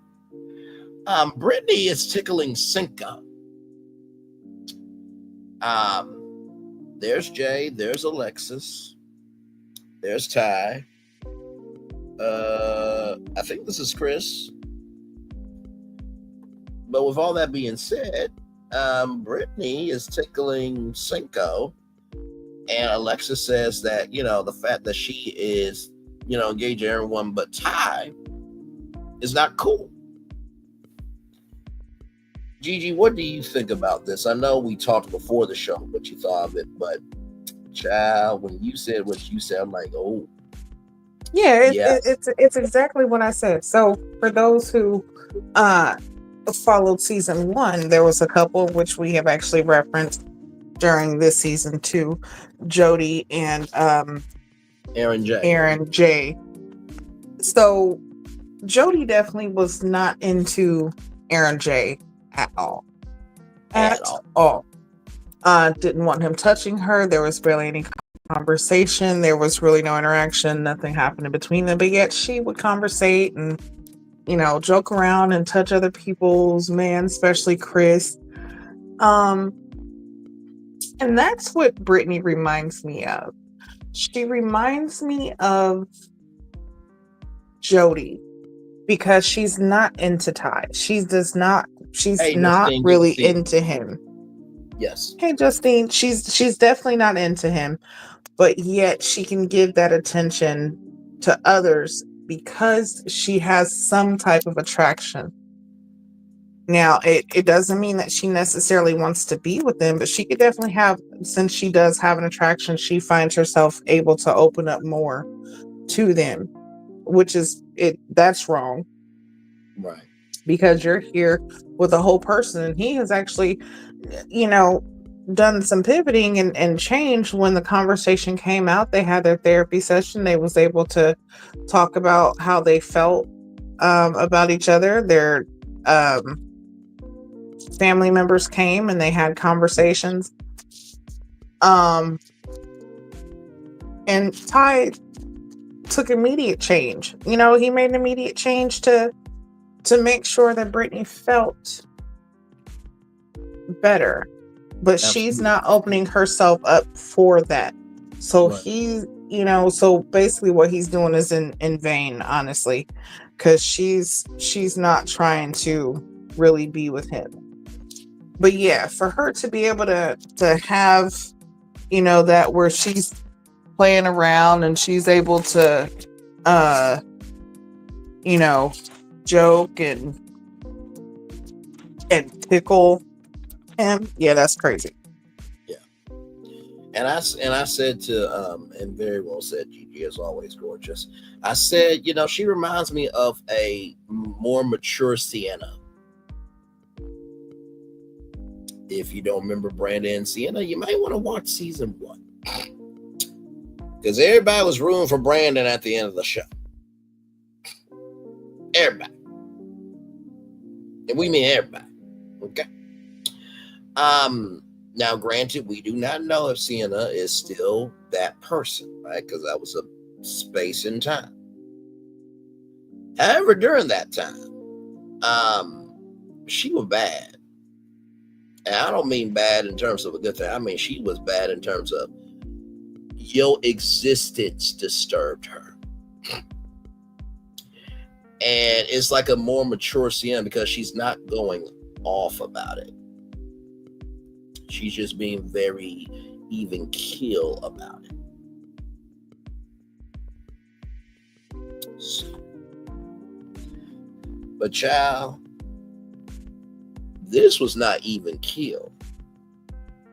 This was not low and slow.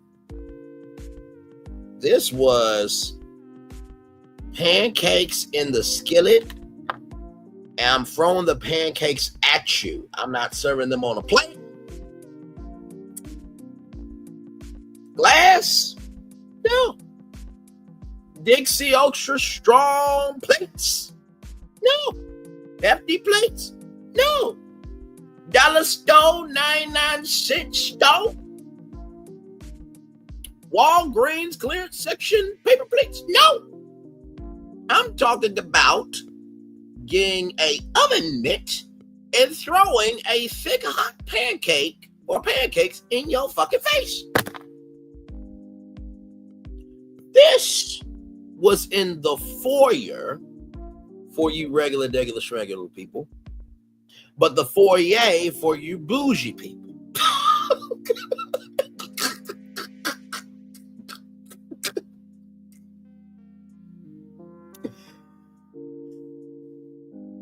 Gigi, what did you think about this? Because when I saw this, I'm like, oh shit. Tatiana's putting the real in reality. She said, fuck these cameras.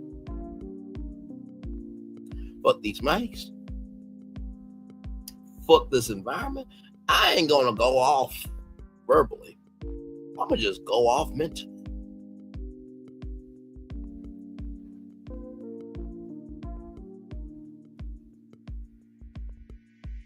So okay, now I'm trying to think, was this was before the phone call, right? No, I think that was the morning of. Because that's when that's when the phone call happened, was the morning of, because the next day they had the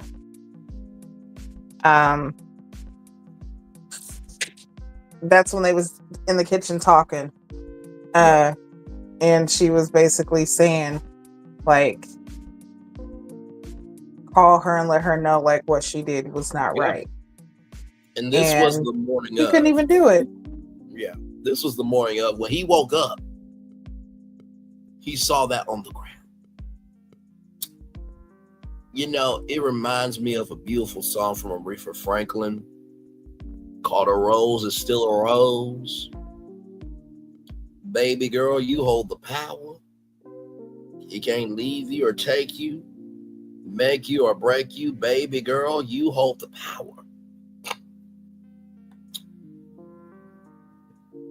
I was just like, damn, she really means it. She's not playing out here. And to that point, right here. So Tatiana said, I want you to call her. And I want you to have some backbone. You know, there's a show called Temptation Island. It's on Netflix. Y'all should watch it. It's a great show. 4 couples who are at crossroads in their relationship, trying to figure out if they should stay together, leave separately, or go away with a tempter or temptress that they met on the island. In Temptation Island, really is just a conduit for you to have confirmation. Like, you know that you should break up, but you need to go to the island to just make sure you weren't crazy. And I feel like this was Tatiana's way of, I just need confirmation. Child, the way Clay gave that freedom to Tatiana was, oh my God. It was almost like, how can I put this?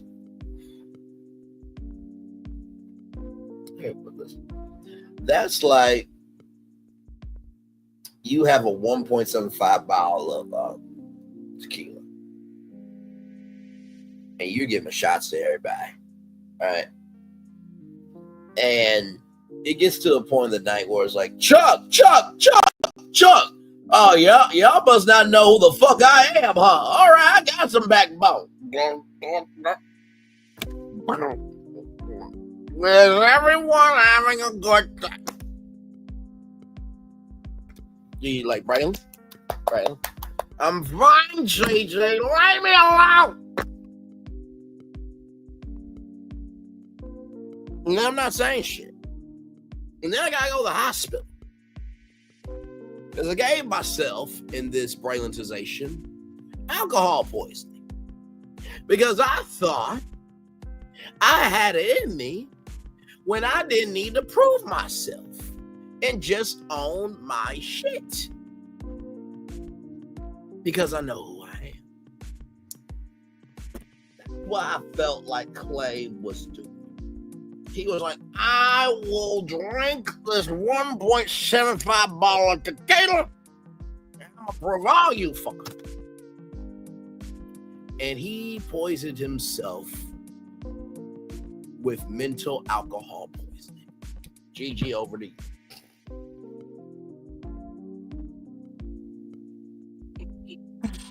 It was definitely, I don't know what he thought he was doing by even accepting this, knowing the fact that, one, either he didn't really know his best friend or he didn't think it would get to the point that it got to. Because him even calling, he was afraid. He didn't want to even make that call. He was not defending Tatiana in any kind of way. And when the friend was basically justifying everything, he didn't say anything. And then she brings up her tax bracket. Yep. Like, that's being disrespectful to your girlfriend now, because what does that have to do with anything?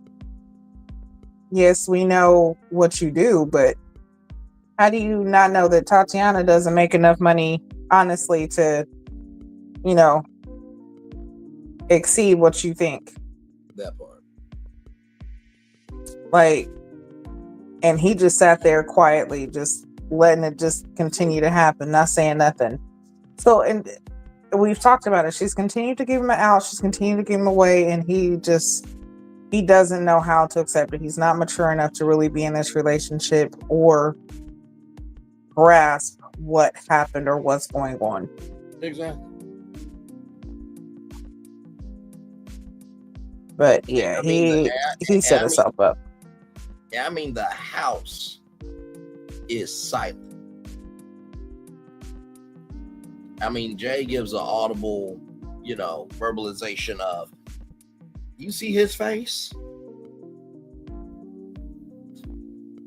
This is just season 2, ladies and gentlemen. I want you to recognize this. This ain't season 10. This season 2.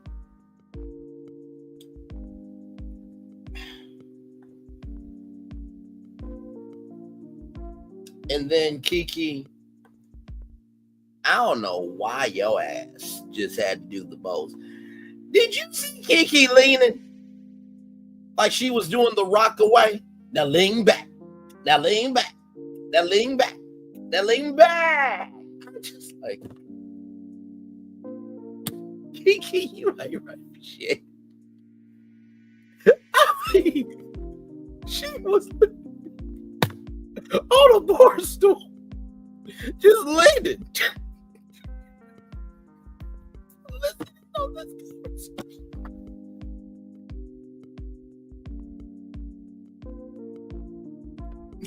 That is going to be a GIF or a meme of, if I send you this, I'm not asking you, I'm telling you to tell me more.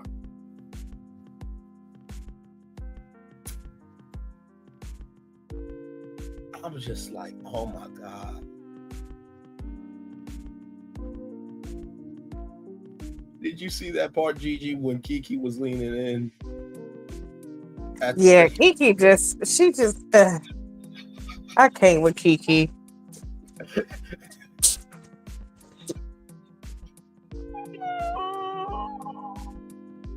That girl's something else. Like you doing all that leaning in, lean into Brandon. Lean into Brandon.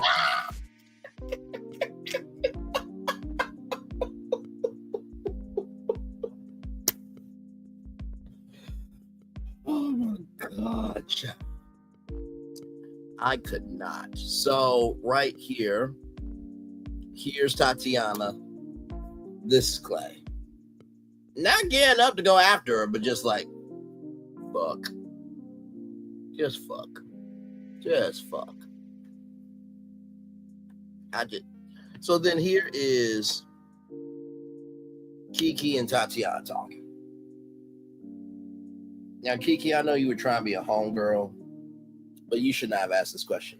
So what are you going to do? How do you feel? Kiki, how's your situation, like Jiji said, lean into Brandon? You asking Tatiana about how she feels, about her not knowing something that the rest of y'all knew? And on top of that, he got more love for his home girl than his main woman. And yet you just broke off your ex relationship 4 months ago, and you still live with him, and you asked her how she feeling. Okay, I'm just like, wow. And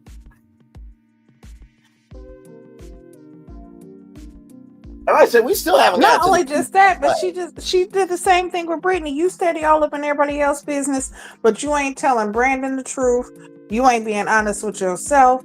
You just want to continue to lie and play this soft, I'm just so soft and kiddish role. No, girl. No. It's time for you to stop playing these games. It's time for you to get out of everybody else's business, worry about Brandon, figure out what y'all finna do. And move on. If not, girl, get off, go. It's time to go. Just go. Because I'm just like, this ain't making no damn sense at all. So then you have this situation here. You got Jay and Cinco cooking. You got Brandon working out. You got Charli and, Jared on the couch. And then you got Chris and Alexis holding on to each other. Let me bring up the notes here. Let's see here. Oh, and then yes, Clay is not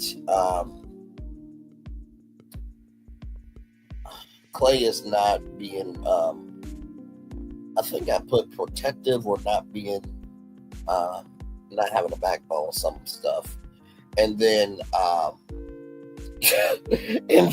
then Tatiana said, and this bitch is just sitting here. I'm like,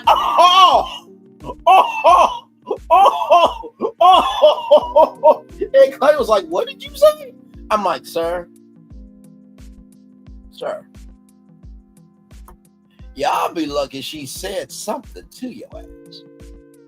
Because there's a statement that I've learned a long time ago, is if people love you, they'll say something to you.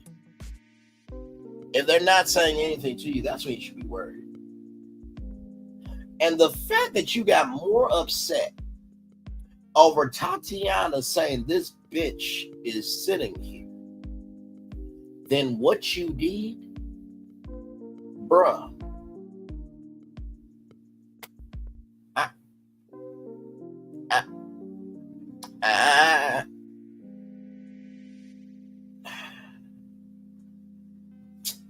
Exactly, that part right there. Just can't even say words, just sounds. Just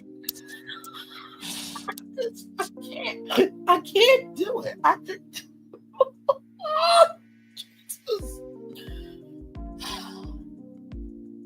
And that's how it was. He was just sitting there, like, you didn't want to go run after her when the whole situation happened. When the conversation happened on the phone with your best friend, you still wasn't trying to check your best friend in a way of saying, hey, well, this is my, she's like a big sister, like the biggest sister. Wait, what was his words? She's the big sister I wish I had, or some shit he said. Yeah, that's what he said. He's the big sister that I wish I had. Okay. But the way that y'all act is not brother and sisterly. No. Okay. And you're not even trying to support this woman, but yet you're expecting her to just forgive you because why? Because you said sorry, which I don't even think at this point he has said sorry yet, because he's still not understanding like what he has done and how it affected her. He is still not understanding or comprehending like his actions and the causes that it's had, like the consequences that it's had on Tatiana, his lies, his deception. All of this has played a part. It's his own doing, and he's not accepting it. He's not understanding it, and he's not mature enough to actually say, hey, let me give you that time. Let me even show you. Because I've said the words, I love you, but let me show you the action behind it. He doesn't know how. He's not mature enough to understand and to differentiate between loving someone, being in love with someone, and showing the actions behind both of those. Correct. And he's not being, I just figured out what I meant to type in my notes. He's not being protective at all. And to your point, Jiji, Tatiana brings that up. If I said I love you, but my actions did not show that, would that be love? I'm paraphrasing, but that's basically what she said. And Clay said, I can see your point. So we're just going to skip over this part. We're going to say this part very quickly, but it was in the episode. Brittany and Ty went to Ty's apartment. Crab legs happened.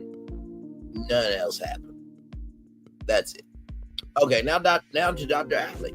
Hold on. They had a kiss. They had a little kiss. Yeah, they did, child. So, and that's what I'm saying. Speaking of that, Ty is trying. He is putting forth the effort because they've had that conversation. She has let him know what he like or what she likes, the issues that they had, and what can make things better. He is making the changes that she's asking for, but she is still pushing away. She's not giving herself to him because she's not attracted to him. I will say it over and over. She's not attracted to him. And he even brought up the fact of consent. You know what I mean? And I wanted to slap you, but, wanted to be respectful and stuff. Like, he trying. You know what I mean? That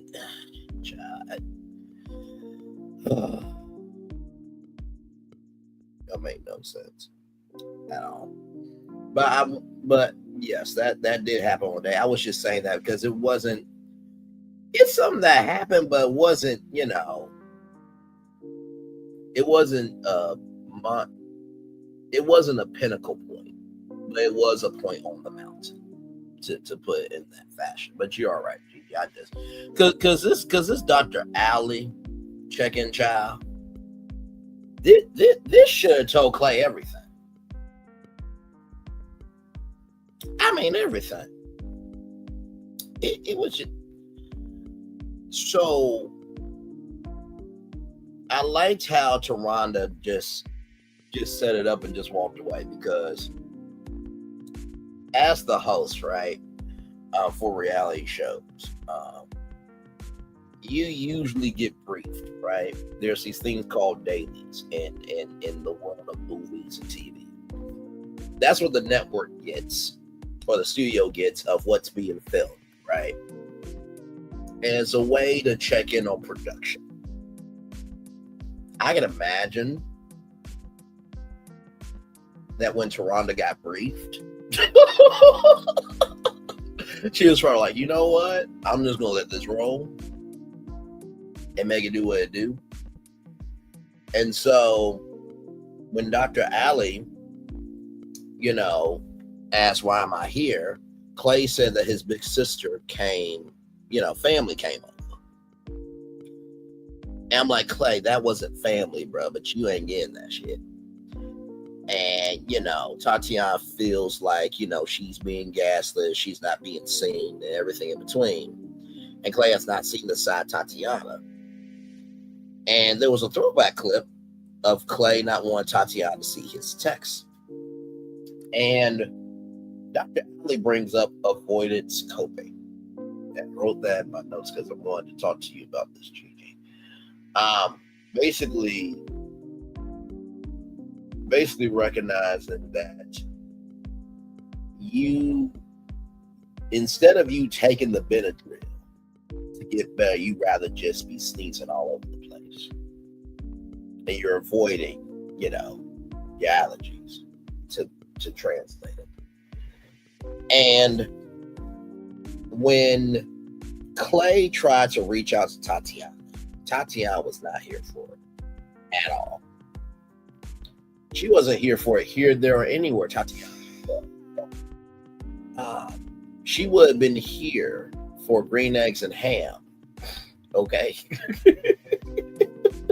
Before a touch from Clay. Okay. What I love about this show, even though this season's getting on my everlasting nerves, is the humanity in this show to bring in that expertise to, as you often say, you bring color to culture. What did you think of this? Because I'm just like, dude, if you don't see that this relationship is over by this session, I don't know what other sign you need. I really don't.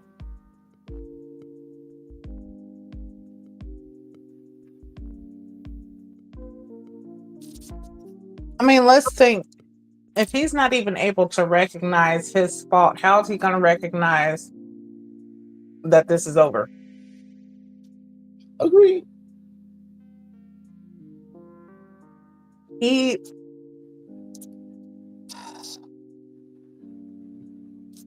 I don't know. I don't really feel this with everything that has come out about Clay. It just makes me wonder more and more, like, how much of this did he even take seriously in the first place? That part.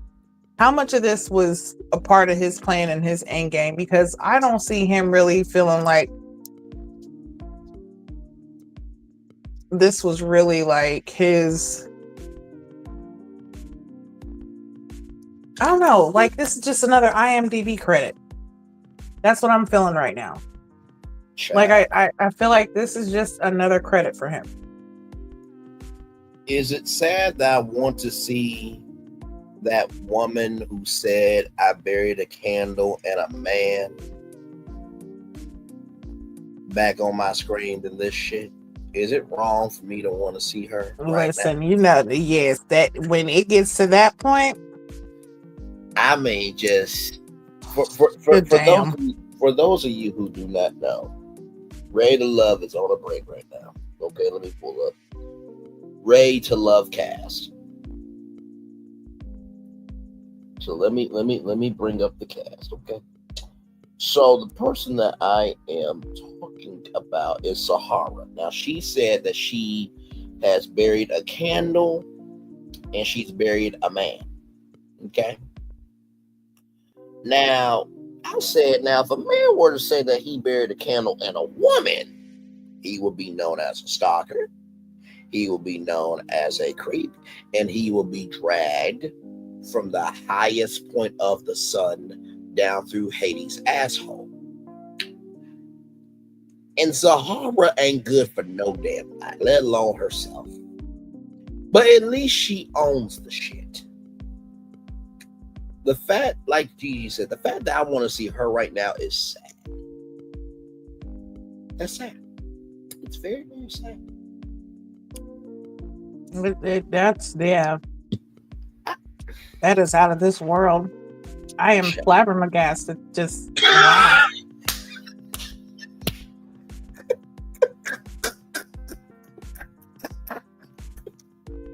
I feel like I've heard that word before.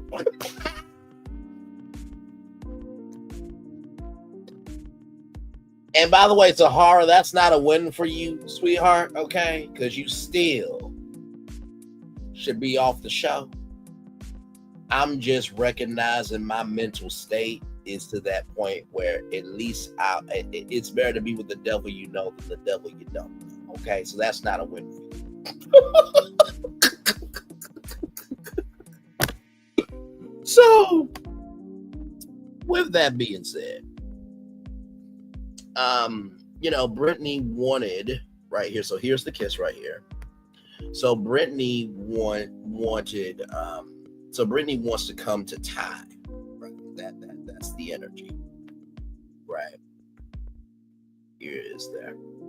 Jiji, did you get everything out that you needed to about that session? Because I'm just like, child, it was what it was. Yeah. Mm-hmm. So that's the date there. And then you got Chris, his cousin. I gotta tell you something. I thought that this was actually very pleasant. Because remember when we said how crazy it would be if we got to meet Chris's family? I thought this was kind of cool. Like it wasn't that bad. So that brother there, his name is Siantu. And then here is Maya. Now Maya is here. Now she ain't got like that to throw them thighs out like that, but she got that confidence though. She that auntie in the family, her kids are out the house. And she doing everything that she wish she could do.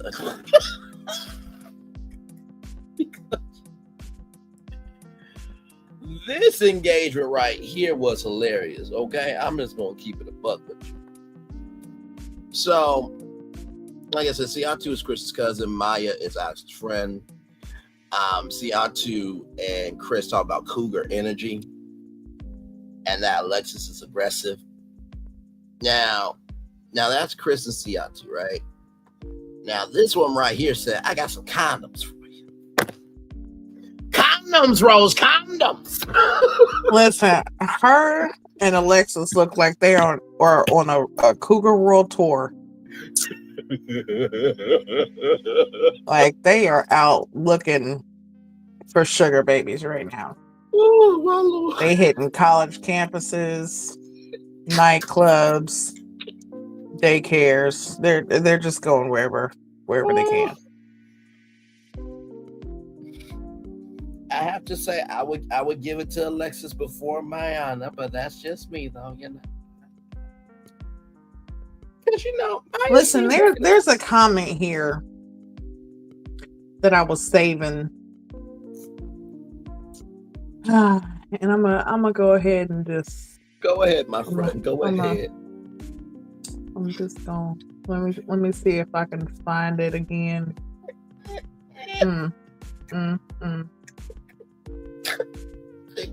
Okay, it says Alexis, Chris's girl, wigs. What the fuck? I mean, damn. And her best friend too. They gotta do better. They're too old to be wearing $19.99 wig. Okay. $20 wigs. Not the $20 Party City wigs.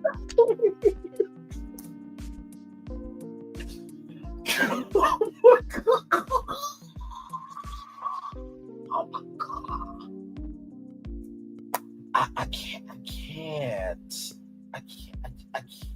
Why are these people like this? Comment section, don't stop being who you are, but just They said them wigs is wigging, honey. Them wigs is.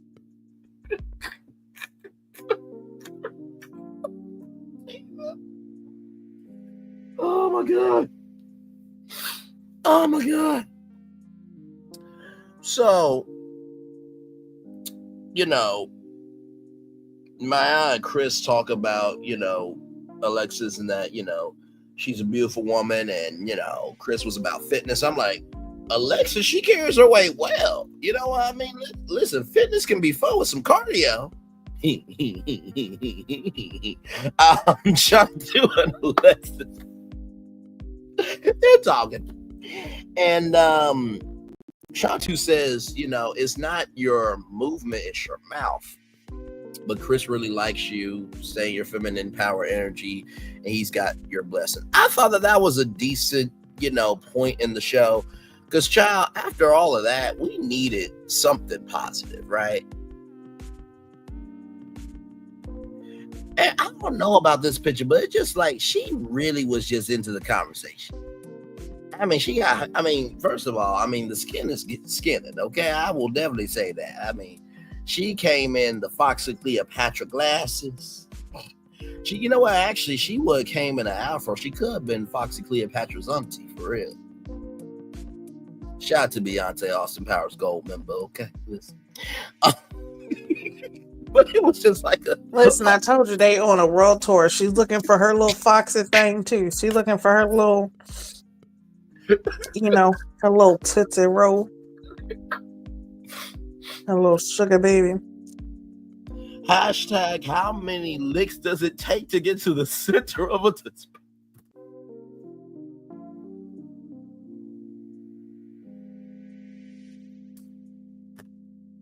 Chris said in order for Alexis to find out, she got to be submissive.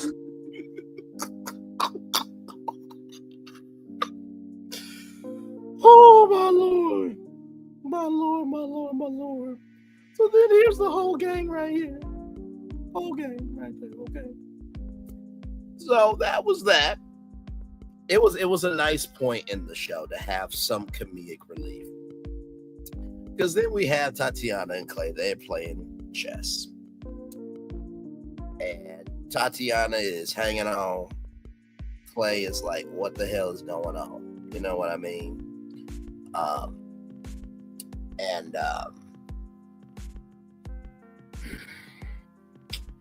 Clay is, you know, really upset because Tatiana's not giving her all. And Tatiana, rightfully so, said, what you did changed the dynamic of our relationship.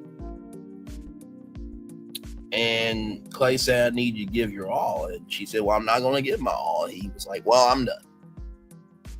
And he wants to leave the house. He wants to leave the house. So then Kiki says, what the fuck is wrong with him? KK! Kiki, can you mind your business? Please.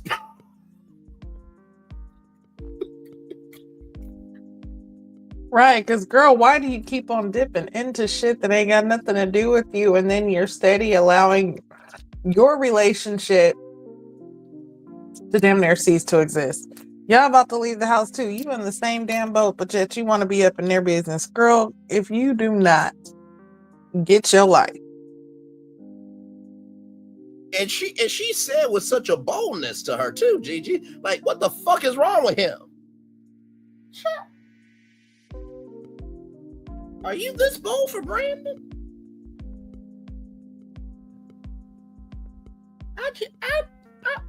To use the word, I was flabbergasted.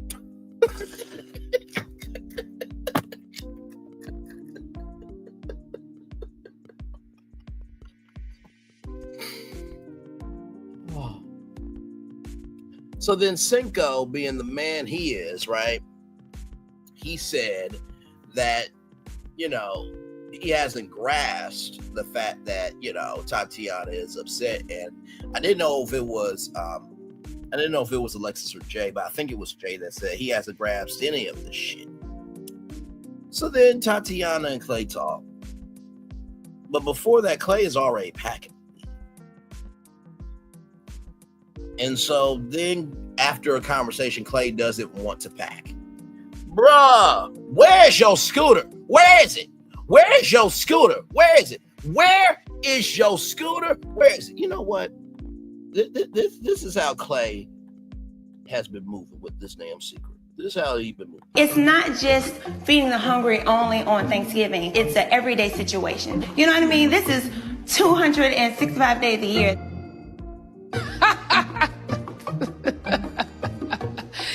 That is funny.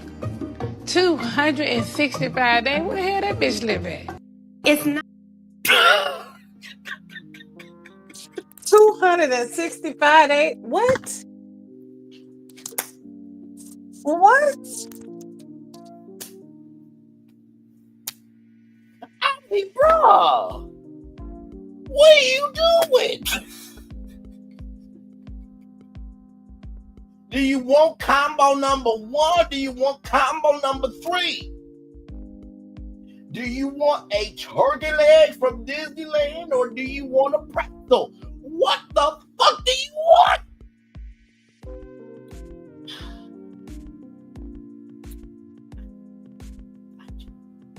This was his out because he does not know how to address conflict, especially rejection. This what we talked about earlier. This is him being rejected. He does not know how to accept it. Instead of him actually noticing the fact that even with all of this going on, she has still been willing to be around you, play chess.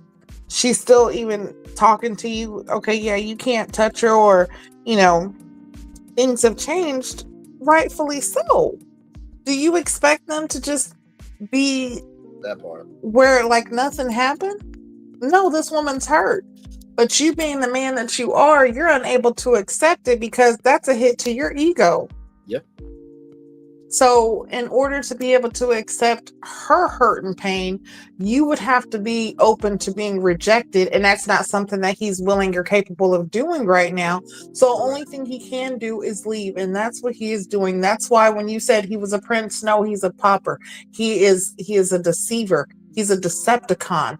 That's what you call him because he can't keep up this mask anymore. So only thing he can do is run. To translate that, you a lie and you a cheat. I don't want you. I don't want you. I don't want you no more.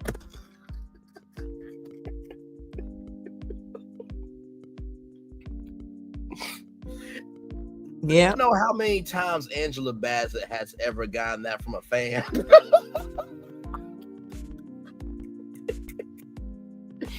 I mean, good damn.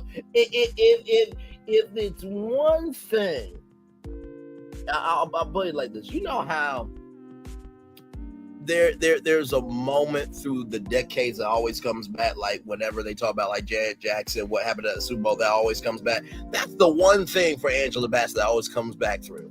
That one line.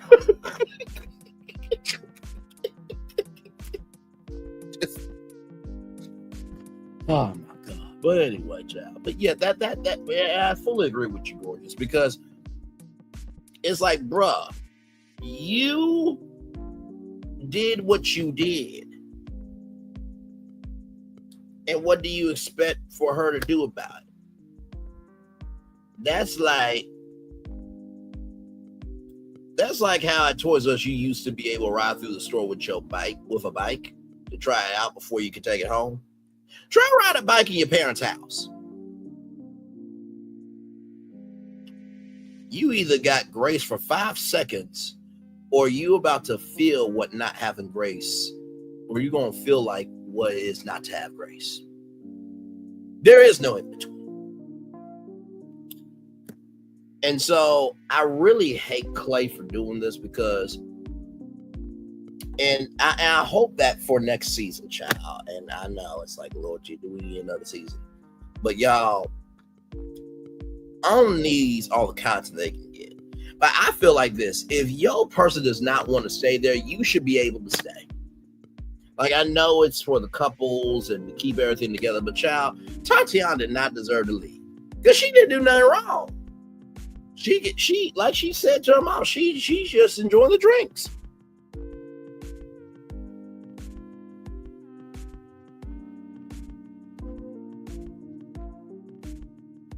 And I hate it for her because she didn't do nothing wrong. She's been more than gracious. Yeah, I mean, she definitely didn't do anything wrong. But as far as staying, like, no, you came in as a couple. Yeah, I know. Go ahead and leave individually. You know, if one part of the couple leaves, and the other person needs to leave, because it's not like you're there with singles. This isn't Ready to Love, right. So you're not, there were other singles where you can actually mingle and possibly meet someone else.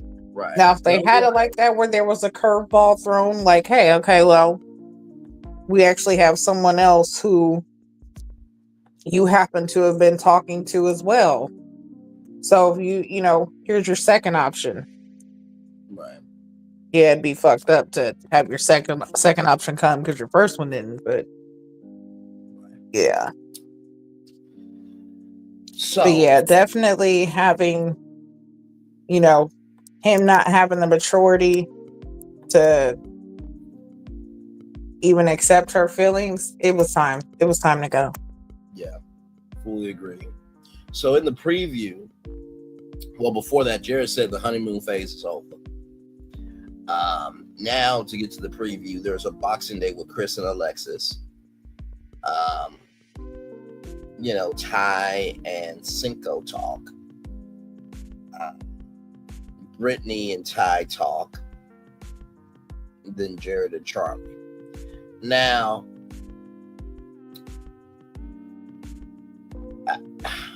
I think we should do the poll first before we drop the team.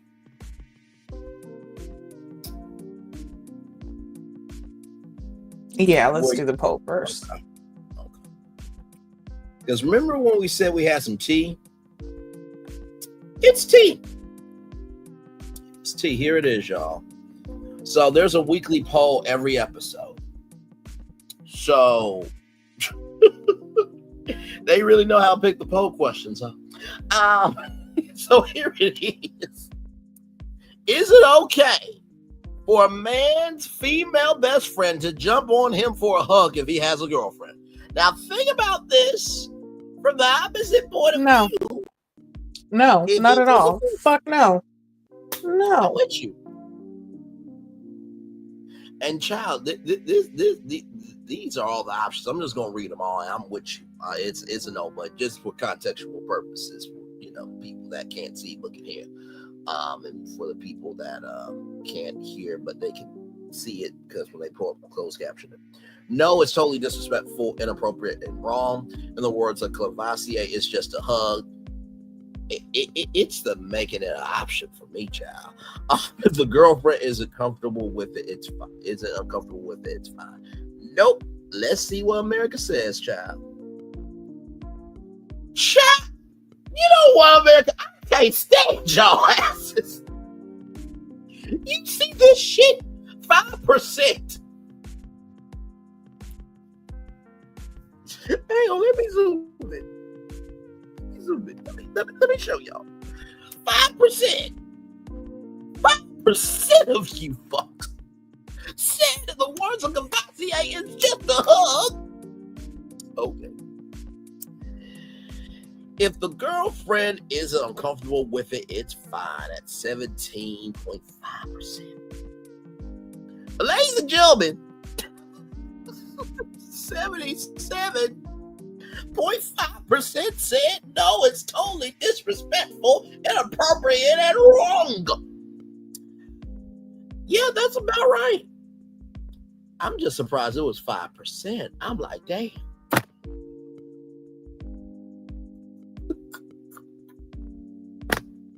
Well, at least we know there's 5% of Clavasiers around the world. There's at least 5% of him here. Child. And then 17.5% said if the girlfriends are uncomfortable with it, it's fine. I'm like,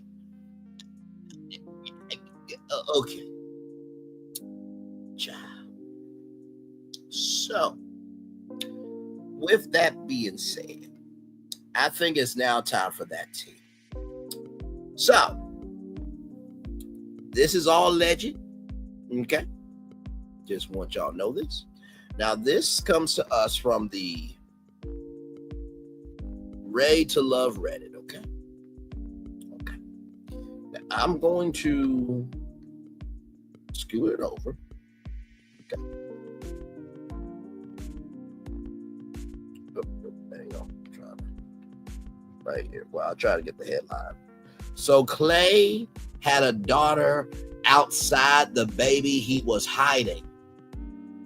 So Clay had a daughter outside the baby he was hiding. So Clay had a daughter outside the baby he was hiding. Crazy work, crazy work, crazy work. Now, this person, Melody Rang, that's the name right there, Melody Rang. Shout out to OMFG Reality TV. Here it is here. Hi, Tatiana. I know you don't know who I am, and you're probably wondering why I'm messaging you. But I wanted to tell you that you're not alone. Clay is not the person he says he is, and he's not a good person. I'm about to tell you what I'm about to tell you, rather, is not to try to make you jealous or mad or to add drama. But I just want to tell you that I really relate to how you're feeling. Last month, I gave birth to Clay's daughter. It's not the one he kept from you. It's a separate one.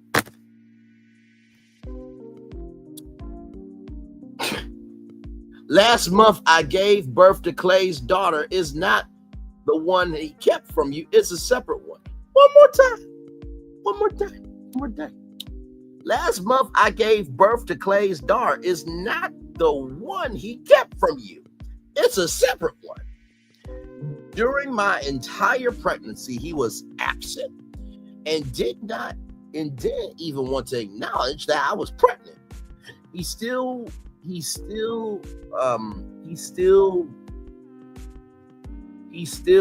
doesn't want to be there to support his daughter.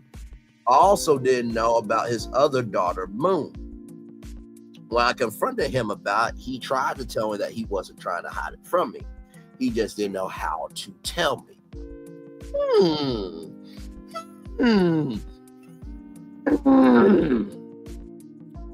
So he was lying to me the whole time. And I eventually totally cut him off. But all to say is, if you want to talk more in detail, I'm totally willing to.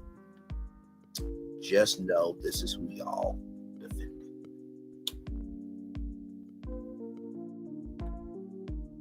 I said it. I knew there was more that he was hiding. Ugh. Punk ass Decepticon. I told you he just child. So not only does he have this baby, but he got another baby with a different woman. Yeah. Was he gonna try to make Tatiana a third? That part.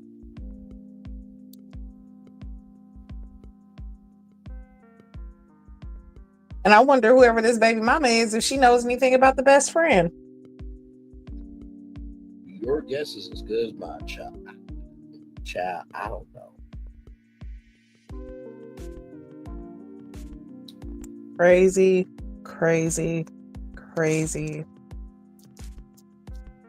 And there's more to come. That's amazing. It's more to come. So Clay and Tatiana, they left. They're gone. They're out. Next. Okay. Let's do a prediction. For the next couple to leave, who do you think it'll be? I honestly think it's going to be I think it's going to be Brittany and Ty.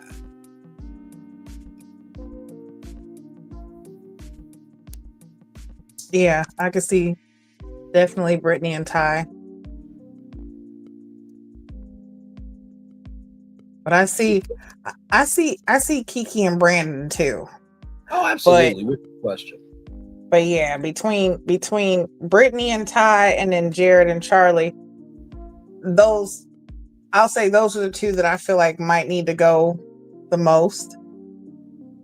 No, Kiki too, because her deceiving ass too. It's so much deception going on. But yeah, I'll agree with you. I'll go with Brittany and Ty too.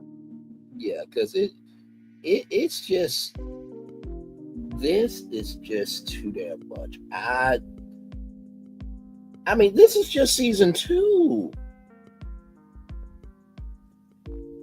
Now, y'all, of course, we don't know who.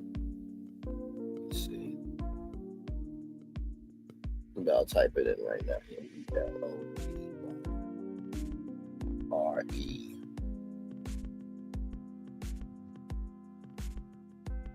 Oh, wow. That's Tatiana's IG.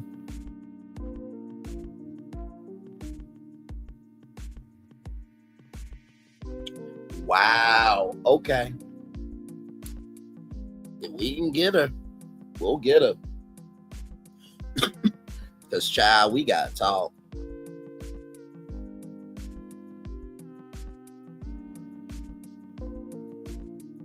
Jiji, if you DM her, I'll DM her, and we can see if we can try to get her on, because, child,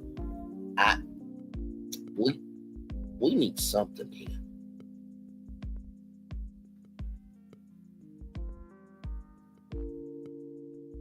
We could definitely do that. Yeah, definitely need to.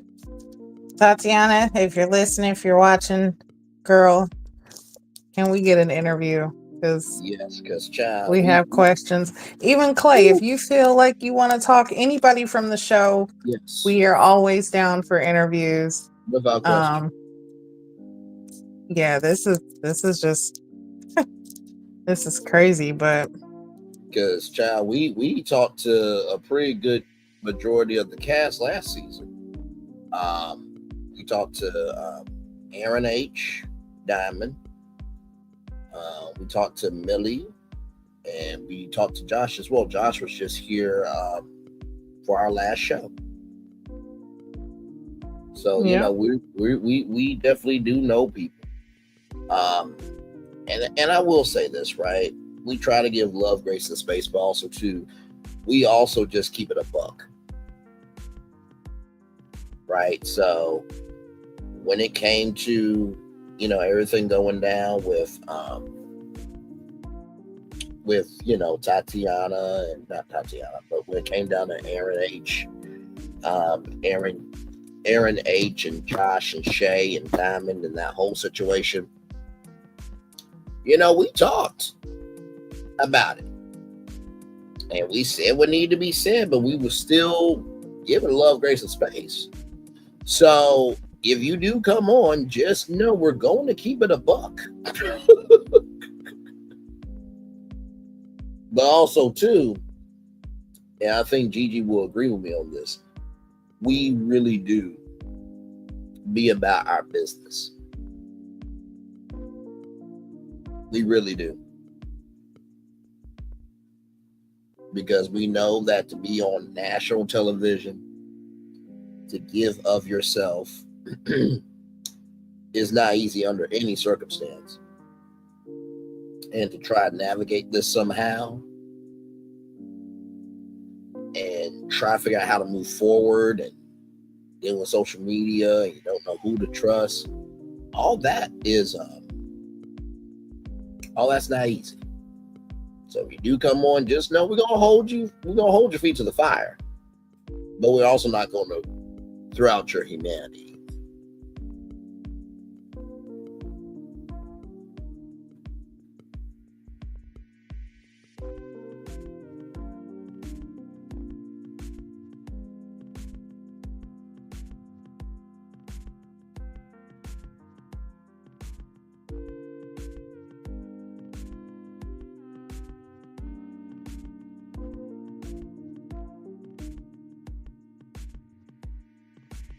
Oh, Jiji dropped down.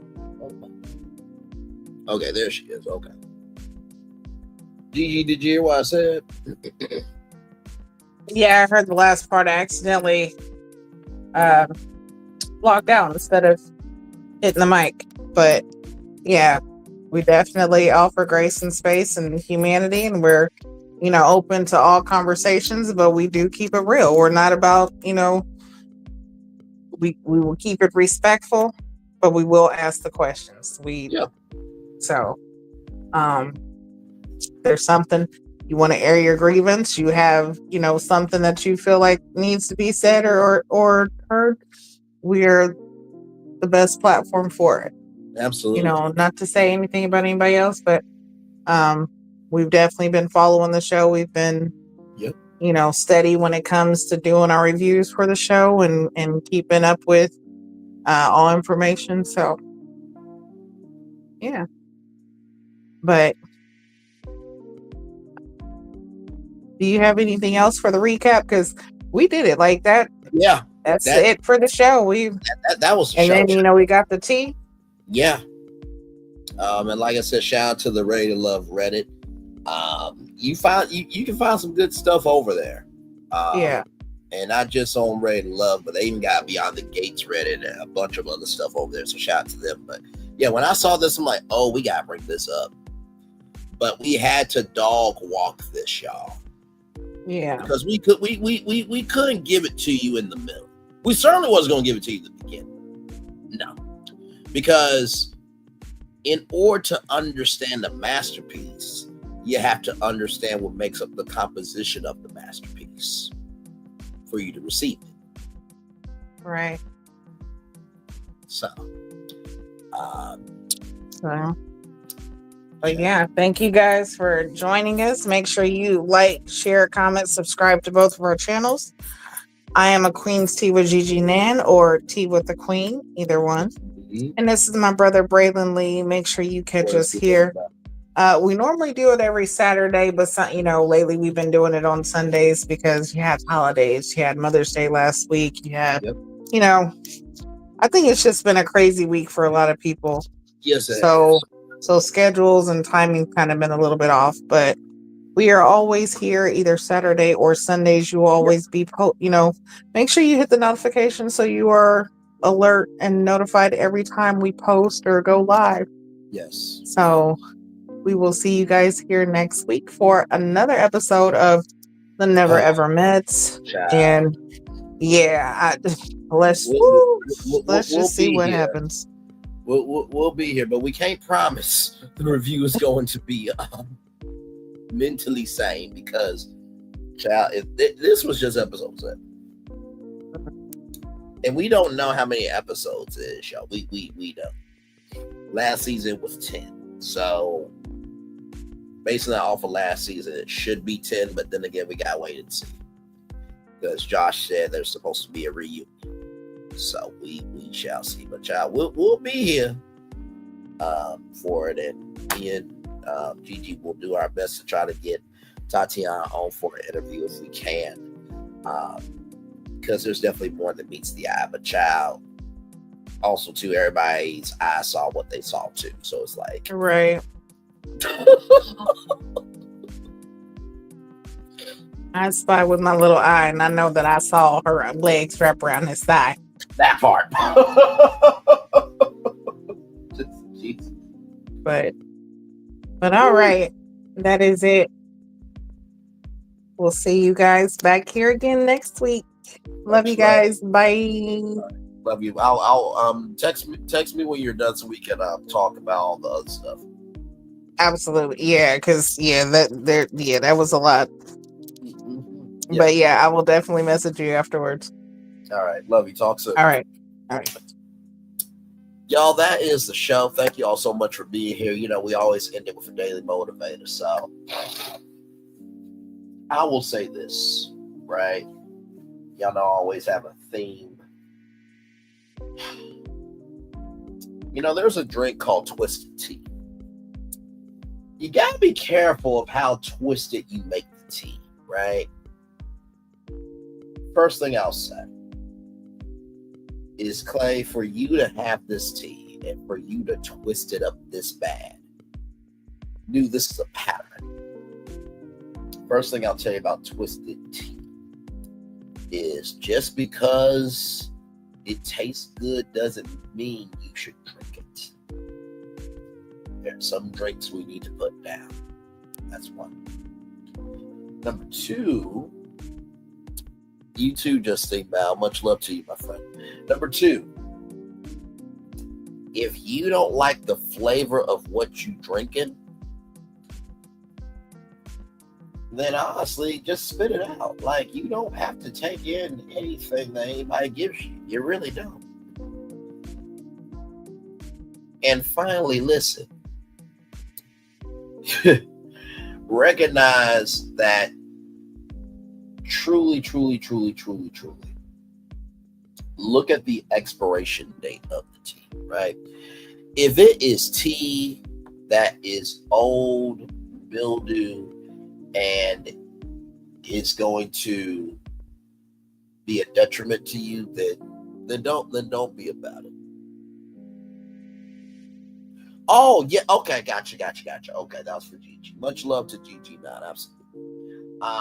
If the tea is old, bitter, and it's and the flavor's not holding, just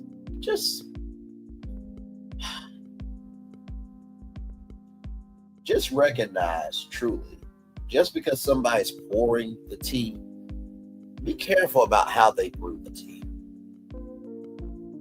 Okay, be careful about how they brew the tea. Be careful about how they brew the tea. Be careful about how they brew the tea. Clay, you did what you did, bro. And like me and Jiji said, we are willing to interview you, Tatiana, anybody from the cast.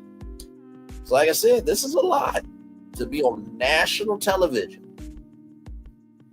to offer yourself to America, and for you not knowing what the outcome is going to be, it's very commendable.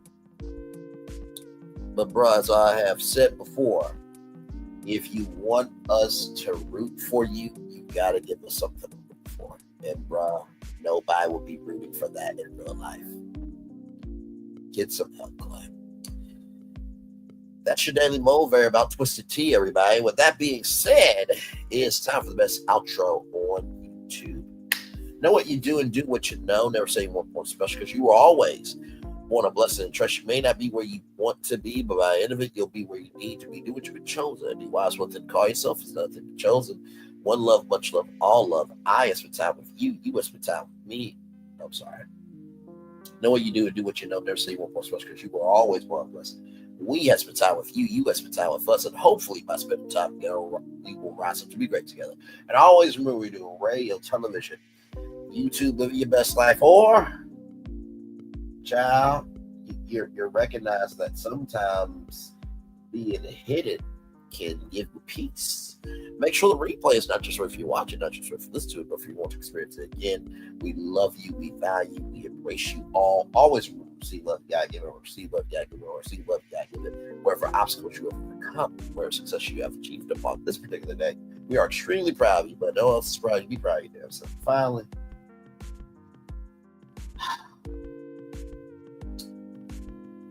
do not let, right, what you're going through to determine how you make decisions, right? And I say that because there is another side to darkness, right?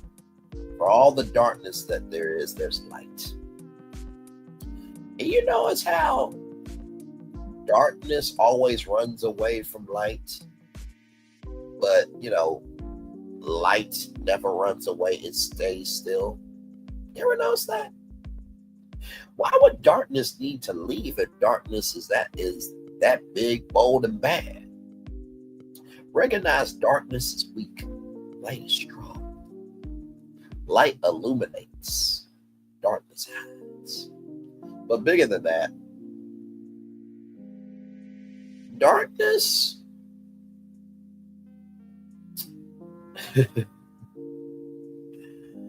Darkness is like a how can I put this? Darkness is like you go up to somebody's house, right? Just because it's dark doesn't mean it's not a ring camera there. Be careful what you do with the dark, because eventually that ring camera will bring it to light.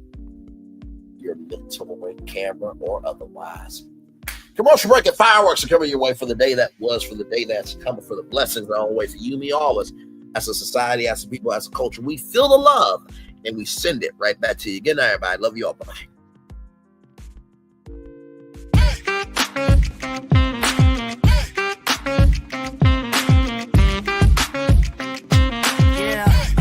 Yeah, we hustle all day.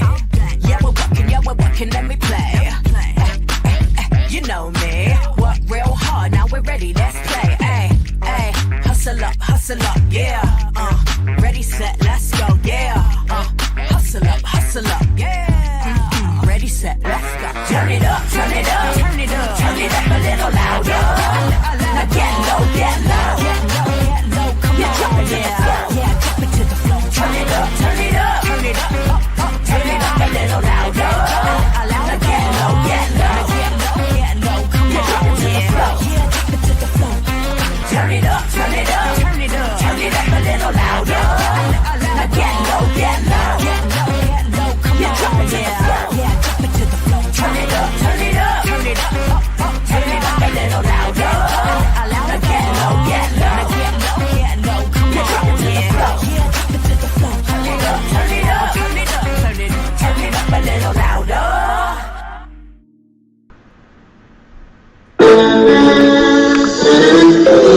Sweet morning dew, one look at you, and it was plain to see you were my destiny. God, you were found. I come from nothing. Our son is your son. Welcome to the celebration.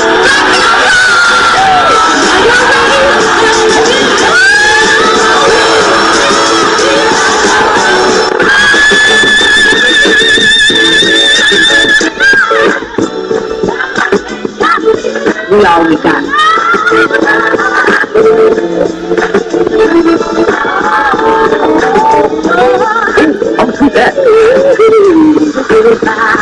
Don't you leave here to go for happiness. I want you to leave here to show that.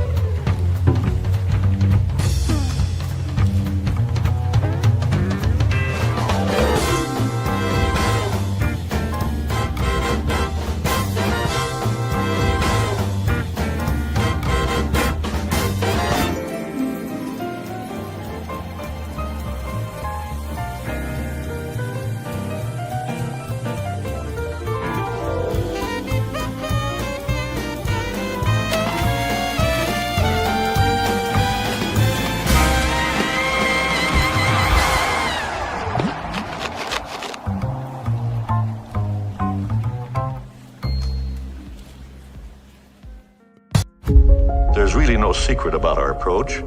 We keep moving forward. With the hope that it will be a source of joy and inspiration to all the world. In Disney's 102-year history, there have been many defining moments and countless achievements. Today, we celebrate another thrilling moment, the creation of a spectacular new Disney theme park resort coming to Abu Dhabi.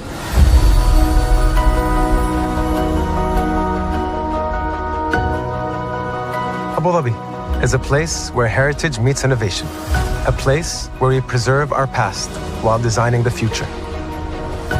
Bringing a Disney theme park resort to Yas Island, Abu Dhabi marks a historic milestone in our journey as a global family destination. The 7th Disney theme park resort destination represents a new frontier in theme park ambitions. Our resort in Abu Dhabi will be the most advanced and interactive destination in our entire portfolio. The location of our park is incredibly unique. It's anchored by a beautiful waterfront, which will allow us to tell our stories in completely new ways. Ultimately, this project will be a celebration of what's possible when creativity and progress come together. What we are creating with Disney in Abu Dhabi is a whole new world of imagination and experience that will inspire generations across the region and the world. This collaboration represents a powerful fusion of Disney's unmatched legacy in storytelling and Mira's commitment to bringing world-class entertainment to our guests. Abu Dhabi's vision for the future is to create a legacy for generations to come. Disneyland Abu Dhabi will be authentically Disney and distinctly Emirati. An oasis of extraordinary Disney entertainment at this crossroads of the world. It will bring to life our timeless characters and stories in many new ways, becoming a source of joy and inspiration for the people of this vast region to enjoy for generations to come.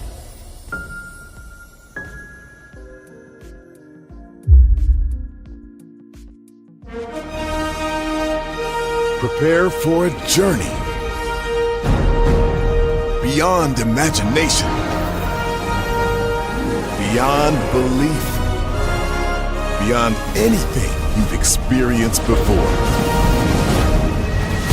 Universal Epic Universe, a new theme park where you'll step through extraordinary portals to 5 immersive worlds. Prepare for a cosmic voyage of discovery, an isle of fire-breathing excitement, a shadowy world of monsters and mystery, new wonders in the wizarding world, and a new way to play. Plus the splendor of a magnificent resort hotel overlooking the park. It's all new excitement at Universal Orlando Resort. A week's worth of vacation thrills with 4 amazing theme parks, a variety of spectacular themed hotels, and incredible dining and entertainment. It's all at Universal Orlando Resort, where you'll find new adventures every day. Explore the astonishing worlds of Universal Epic Universe at Universal Orlando Resort.